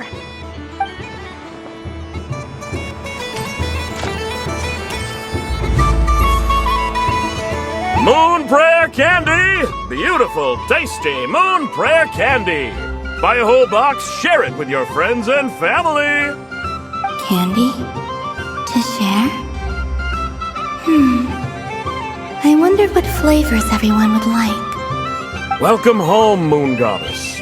Fancy a box of Moon Prayer Candy? Sure. I knew you would! Now, what flavor would you like? I'm not sure. What flavors do you have? Is this for yourself or as a gift? A gift for my friends.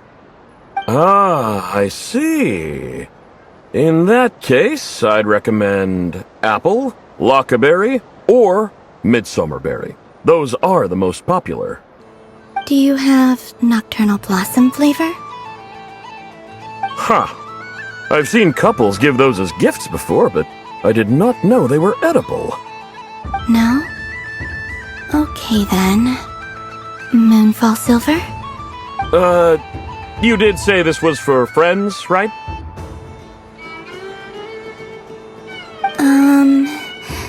Maybe smetana then. Hey, now that's a creative idea! I've never tried it before, but if you're happy to wait, I can see about whipping up a batch on the spot. While we're at it, you got any other ideas?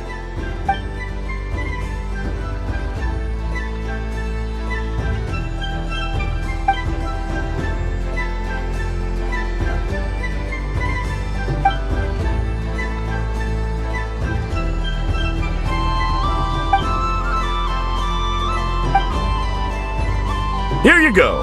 Every flavor you asked for is in there.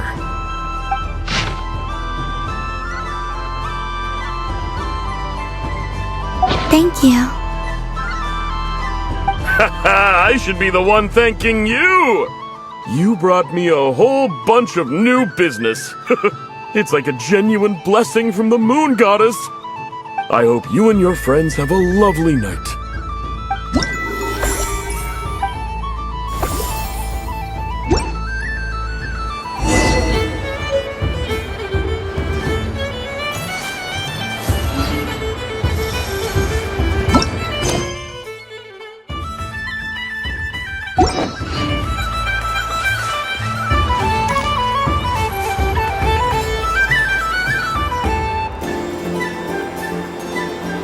What is going on over here? It looks like fun. Hold it right there! You can't run away from me, Moon Goddess! Are you talking to me? Of course! Do you see anyone else here dressed up as the Moon Goddess besides me and you? Hey, come on! Call me by my title! Happy Moon Prayer Night, Moon Goddess. And the same to you. Anyway, there's no time to waste. Get ready! For the duel of a lifetime! Duel? Meet my partner, Stacko! Come on out, Stacko! Well, don't just stand there. Let's see your partner. Partner?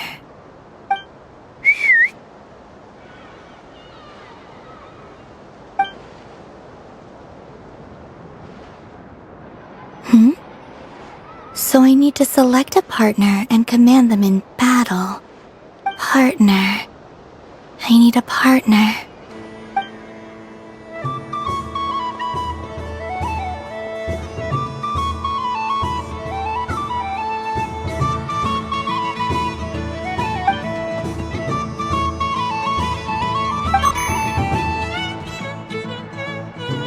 Whoa! Am I seeing things? Where'd you get a Kuhenki? They're super rare. That's great. But you can only bring one partner to battle against me and Stacko. No ganging up allowed. They all look so eager to be picked. Which one should I choose?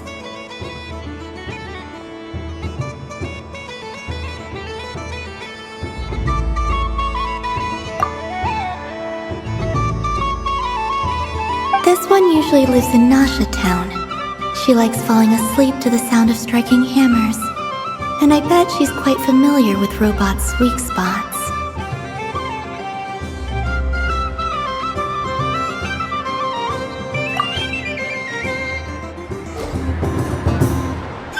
Testing! Testing! Oh, this is an emergency broadcast! An exciting battle is about to take place right here at the Nasha Town Special Arena! In this corner, we have the Moon Goddess and her robot partner. And in the other, we have the Moon Goddess and her Kuhenki partner. Only one Moon Goddess can be victorious in this ultimate battle of destiny! But who will it be? There's only one way to find out! Now, without further ado, let the Battle of the Moons begin! I don't care who we're up against. Stacko and I ain't gonna lose.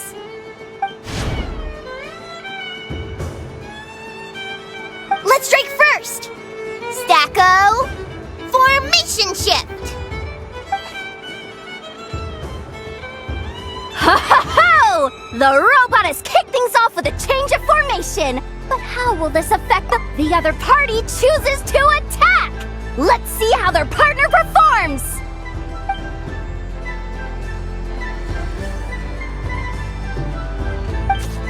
Stacko!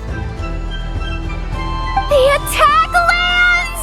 And if those sizzling sounds are anything to go by, it was very effective! Okay then.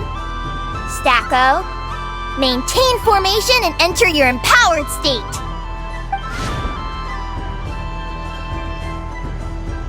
Empowered state! There we go! Now we're talking! Absorbing the immense Kuvaki present on Moon Prayer Night, this lean, mean machine has greatly increased its offensive power!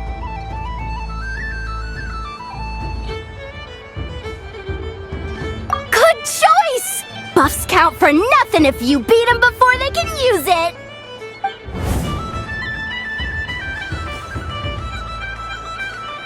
Oh, it's a hit! But Stacko stands firm! The battle is heating up fast! I'm about to start sweating machine oil over here! Go for it, Stacko! Set Kuvaki to maximum! Can their opponents withstand this blow? And what will this Moon Goddess do? Don't be afraid. Fight however you wish. It's a Moon Lane! A deft use of a Moon Lane allows the Kuhenki to dodge the blow! And now it's spiraling around its foe in circles! 1 loop, 2 loops! The robot's screen is bugging out! It's getting dizzy! Stacko! Oh, Stacko is down for the count!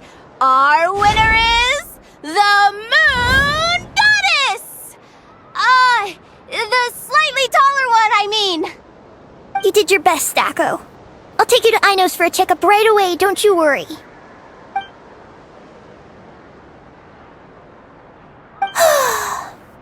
Well, you beat me fair and square, I guess.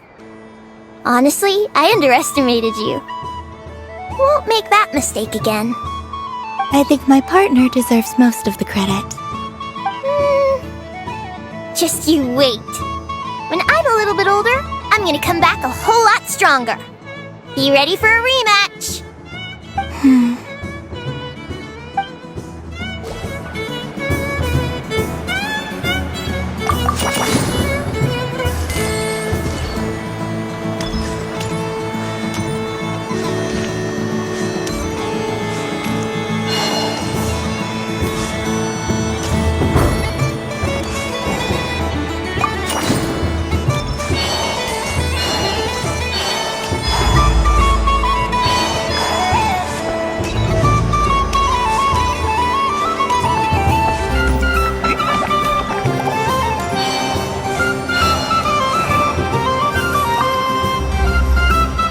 Traveler. Hey there, Kalamina! Are you done checking out the festive amusements already? Are you sure you don't want to look around some more? You might not get another opportunity like this for a while. Right now, what I'd like to do is...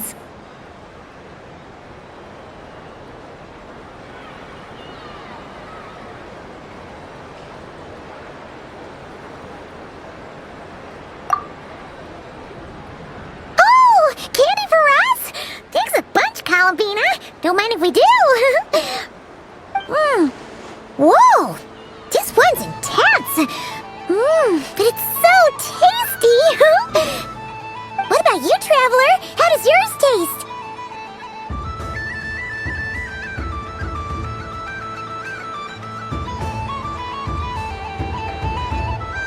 Oh, sounds good. I'm drooling now. Are there any more Smetna candies in the box? Yes, I believe so. Okay, gotcha. Let's see.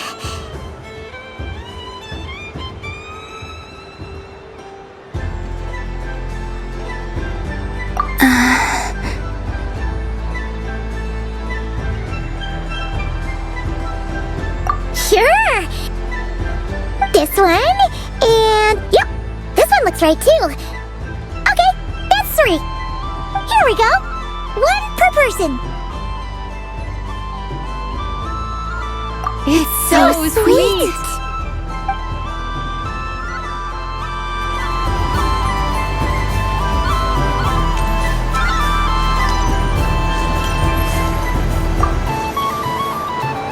Traveler. Kalamina! Finished with the festival already? Really? You're sure you don't want to have a little more fun out there? Final answer. Yes, I am sure.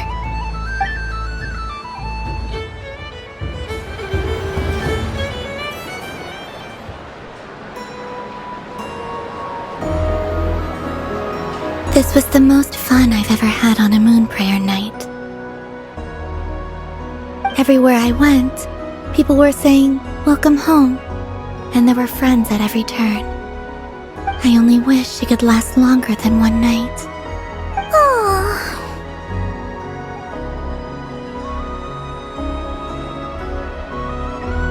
Yes, you're right. The moon prayer blossoms.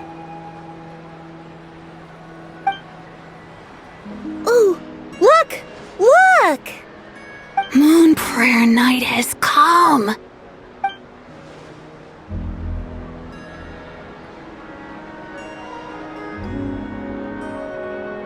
The moon.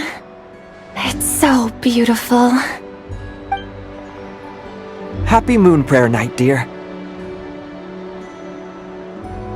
Happy moon prayer night.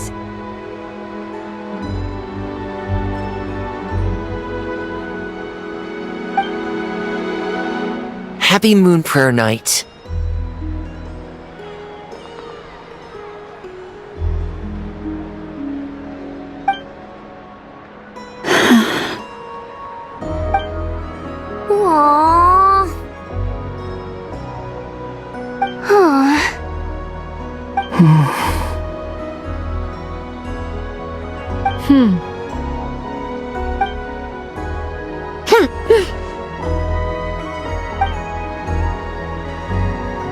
flies when you're having fun.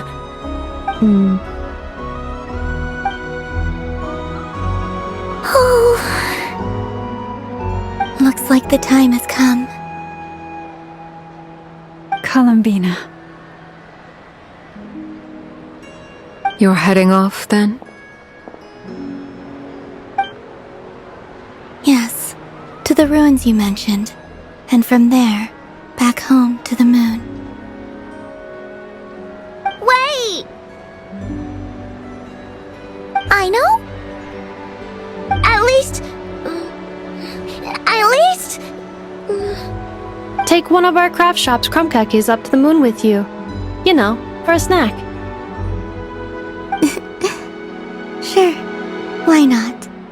The Curatorium of Secrets believes in proper farewells. No story should be left without a satisfactory endnote. Never. Farewells are an important affair for the Ratniki, too. We never know when we might meet again. Haha! And here I thought grand farewells wouldn't suit tonight's mood. But I suppose friendly passion is not to be stopped, eh?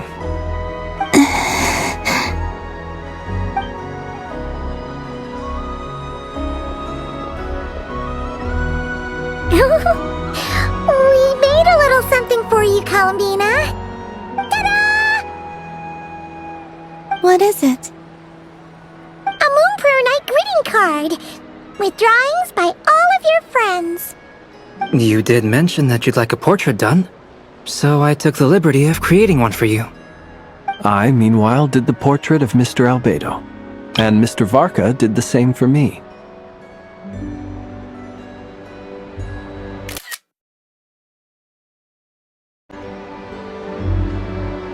I mean, I think my work was pretty true to life, don't you think? The picture of Ashru was my doing. The two of you seem to get along rather well. Wait, was I the only one who did a full body picture? That's so embarrassing. I did pictures of me and Anefa. I did my own portrait and one for Hat Guy. Plus, there's the two mages, Arlecchino and Sindrune. So, if you ever miss us, just flip the card open and we'll all be right there with ya. I don't know what to say. Thank you so much, everyone. This whole Moonprayer Night was more than I could have ever asked for.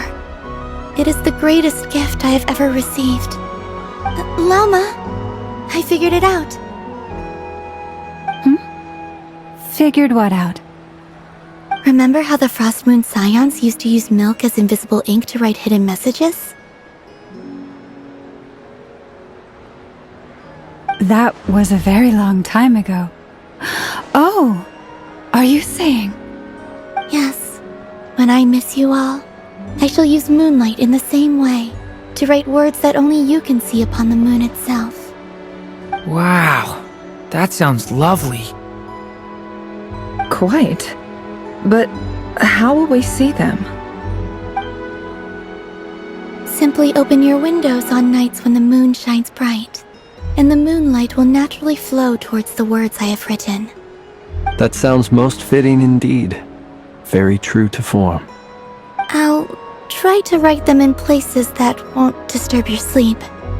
I, for one, would sleep all the better for having read one of your messages before settling down for the night. Exactly! So don't worry about disturbing anyone's sleep. Just promise you'll write to let us know you're okay, alright? Alright. I promise.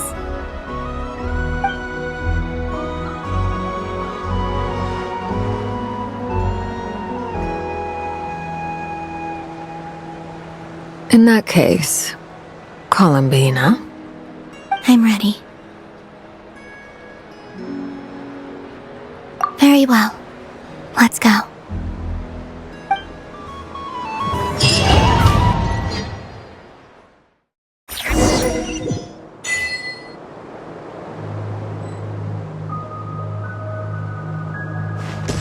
In just a few moments, I will be gone.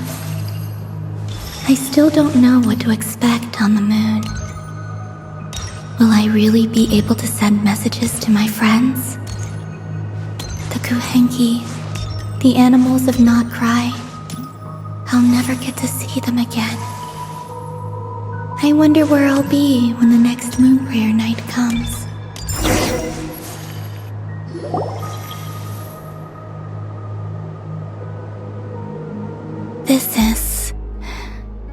This is where the people of Hyperborea used to communicate with the moons.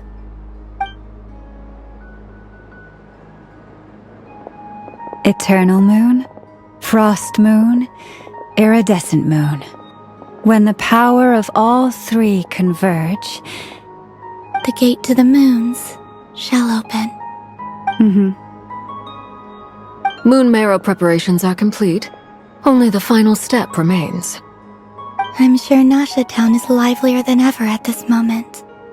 Yeah, it's a shame you couldn't be there for it, but it's now or never, right? It's fine. I'm more than happy with this. My last piece of luggage. My only piece of luggage.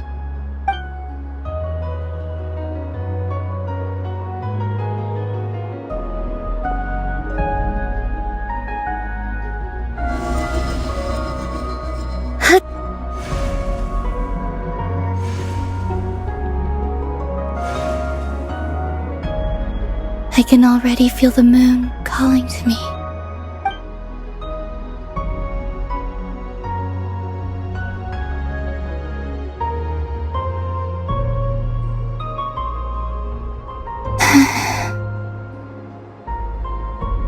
Your home lies on the far side of this light, Columbina.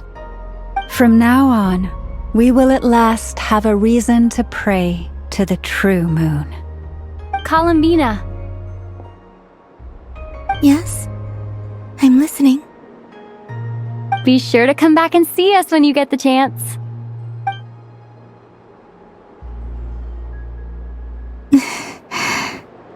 Of course. But if that chance doesn't come, then remember that you have friends on this planet. People who will miss Columbina. Yes, I will. Thank you for everything you've done for me. And remember, come night or day, the moonlight shall always connect us. Well then, farewell, my friends.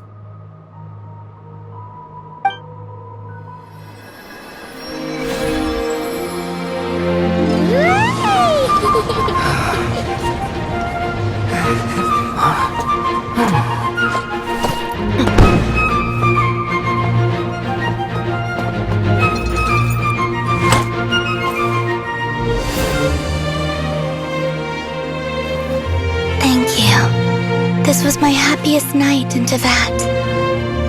Farewell, Columbina.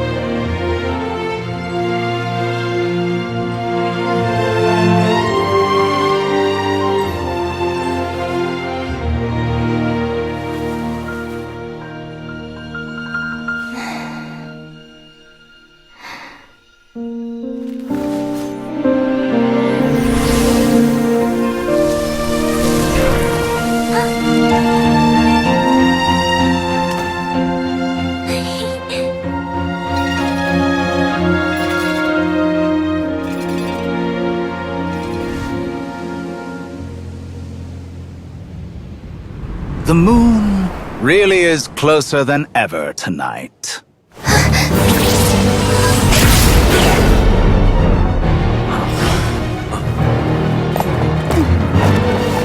Columbina. All three moons in one place. Time for one final experiment. Reason, life, death, time and space. They all believed I would fail.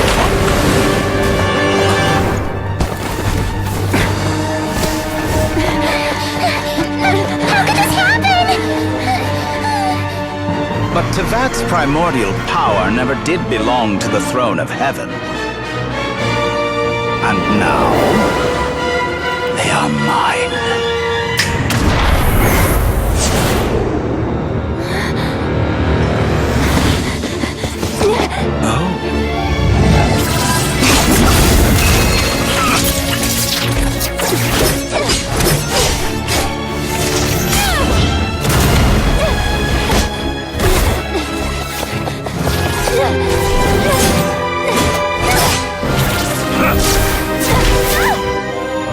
No, as long as I'm here.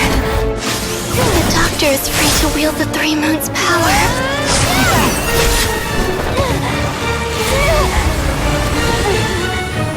It's the only way.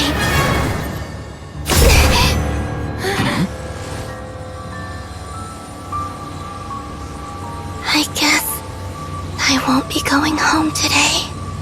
Columbina! No!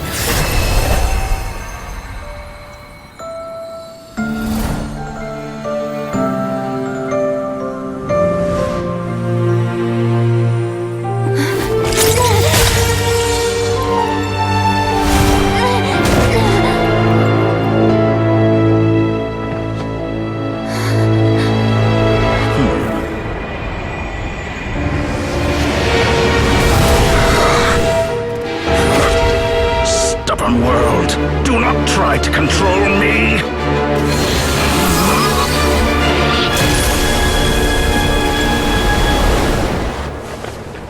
Columbina.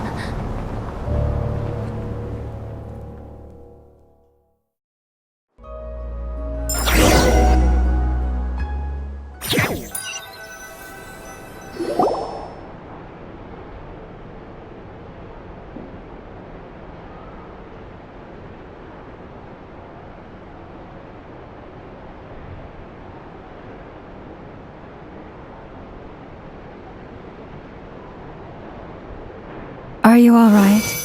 Do your wounds still hurt? I had someone prepare a little medicine that could prove effective. Take it if you need to. In that case, let me relate the contents of the call we made to Alice after the incident occurred. That Dottore is a crafty one. He distracted the Hexenzirkel by creating a huge fuss at Tevat's borders. I'd assumed that the cause was an abyssal intrusion from the outside world, which in fairness is a rather common occurrence.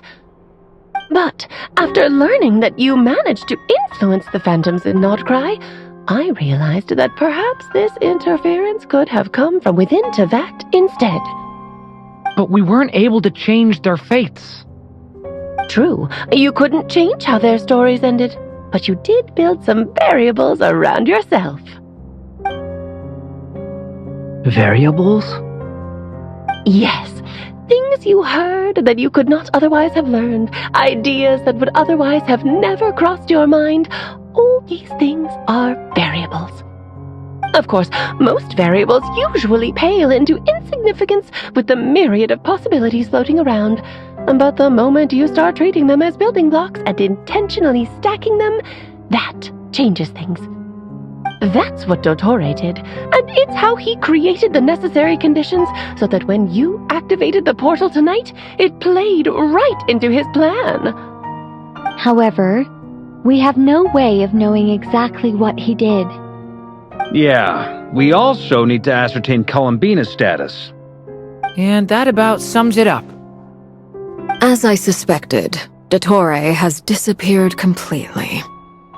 If it's any consolation, he wasn't able to control Columbina as he might have wished to.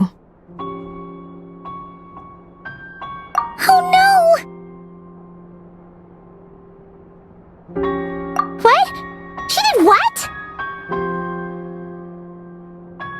All we saw was Dottore appeared and used some kind of power. The next thing we knew, he and Columbina were gone and you were falling into the sea.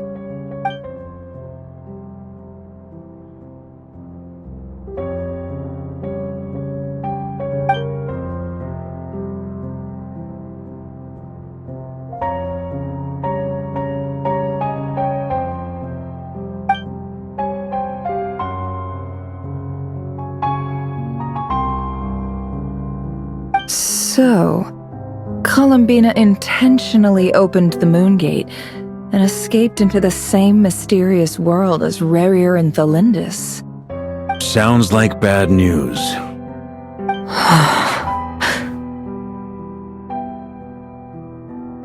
Seen in that way, the Trilunar Syzygy and Revir's emergence, Dottore might have been pulling the strings in both cases. According to Miss Alice, he is attempting to transcend his destiny and finish an experiment that only a god might complete. An utter lunatic. Wait a sec! Where's Hat Guy? Seems like he'd want to be here for this. He took off with the Dodo communication device after we spoke to Alice. He said he had a hunch that he wanted to investigate by himself. The look on his face was terrifying. I've never seen him like that before.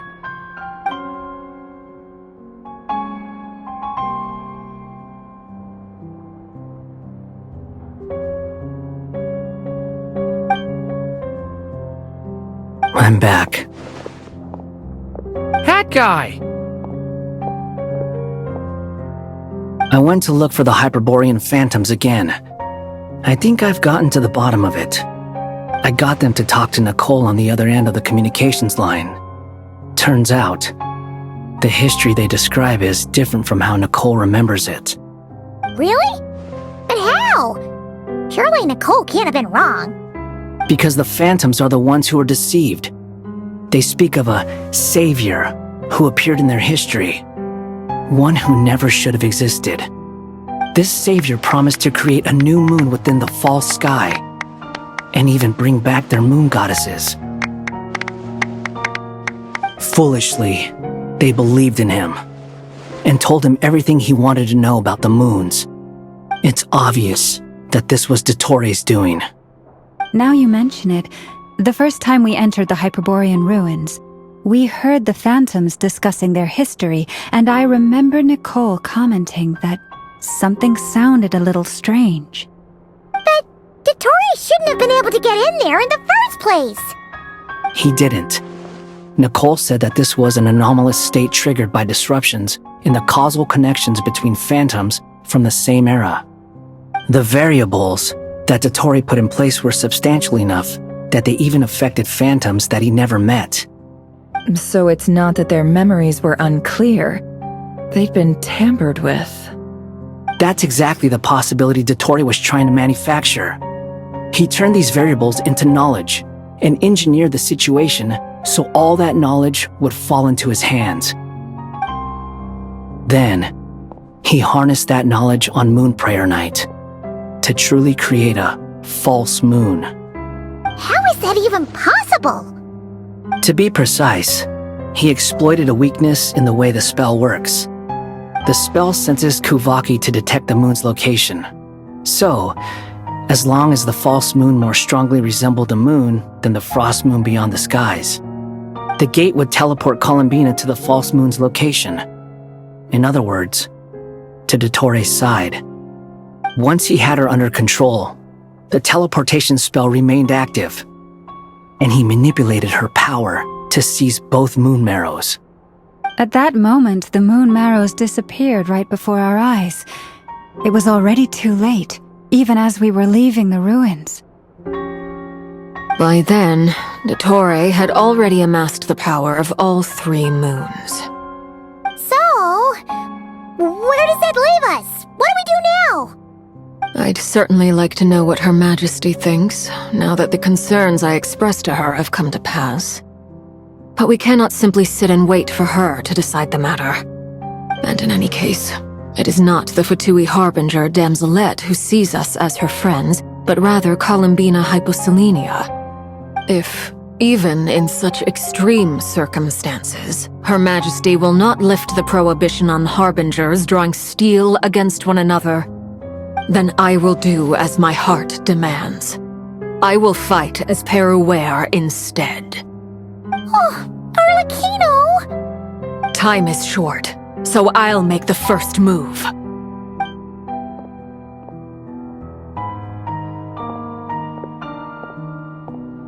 Whew.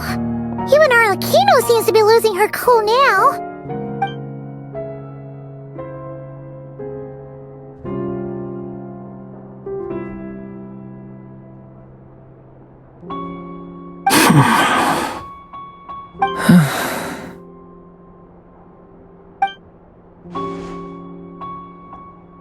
All right. Lose those dejected looks for a moment and let me get a word in. It looks bad, I won't lie. Very bad, in fact. So Dotori's pulled some real dirty tricks to gain the upper hand. For now. And yeah, it's to the point where even the mages say that his variables have affected destiny. I'm not so sure, though. Many have told me that Tevat's destiny is fixed, and that does appear to be the case. Well, what makes Dotori so sure he'll be the exception? And since he was able to stack these variables up, who's to say we can't do the same? You of all people should not be discouraged, traveler from afar. This isn't over yet.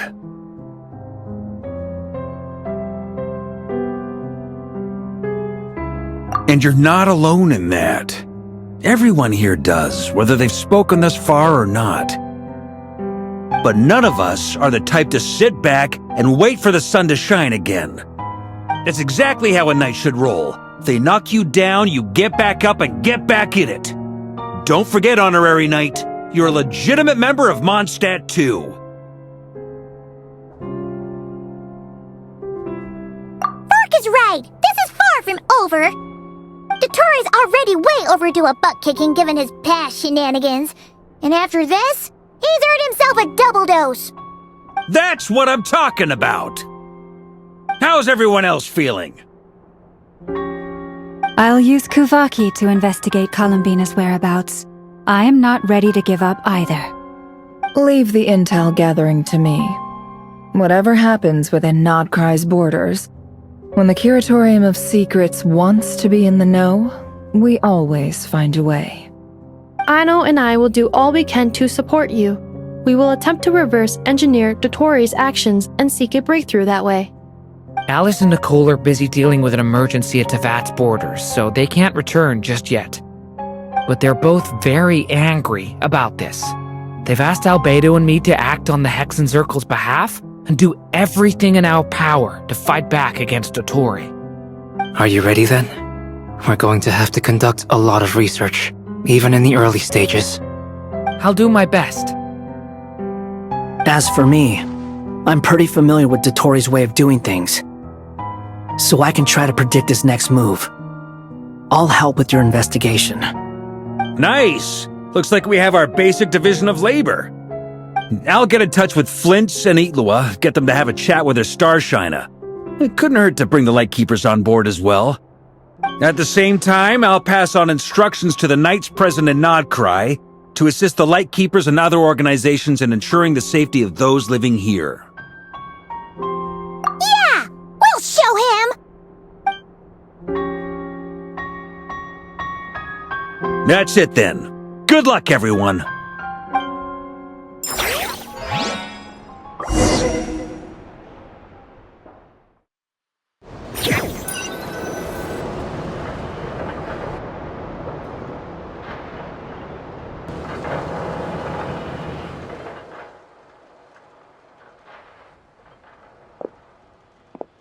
I never thought that Columbina would become my real name.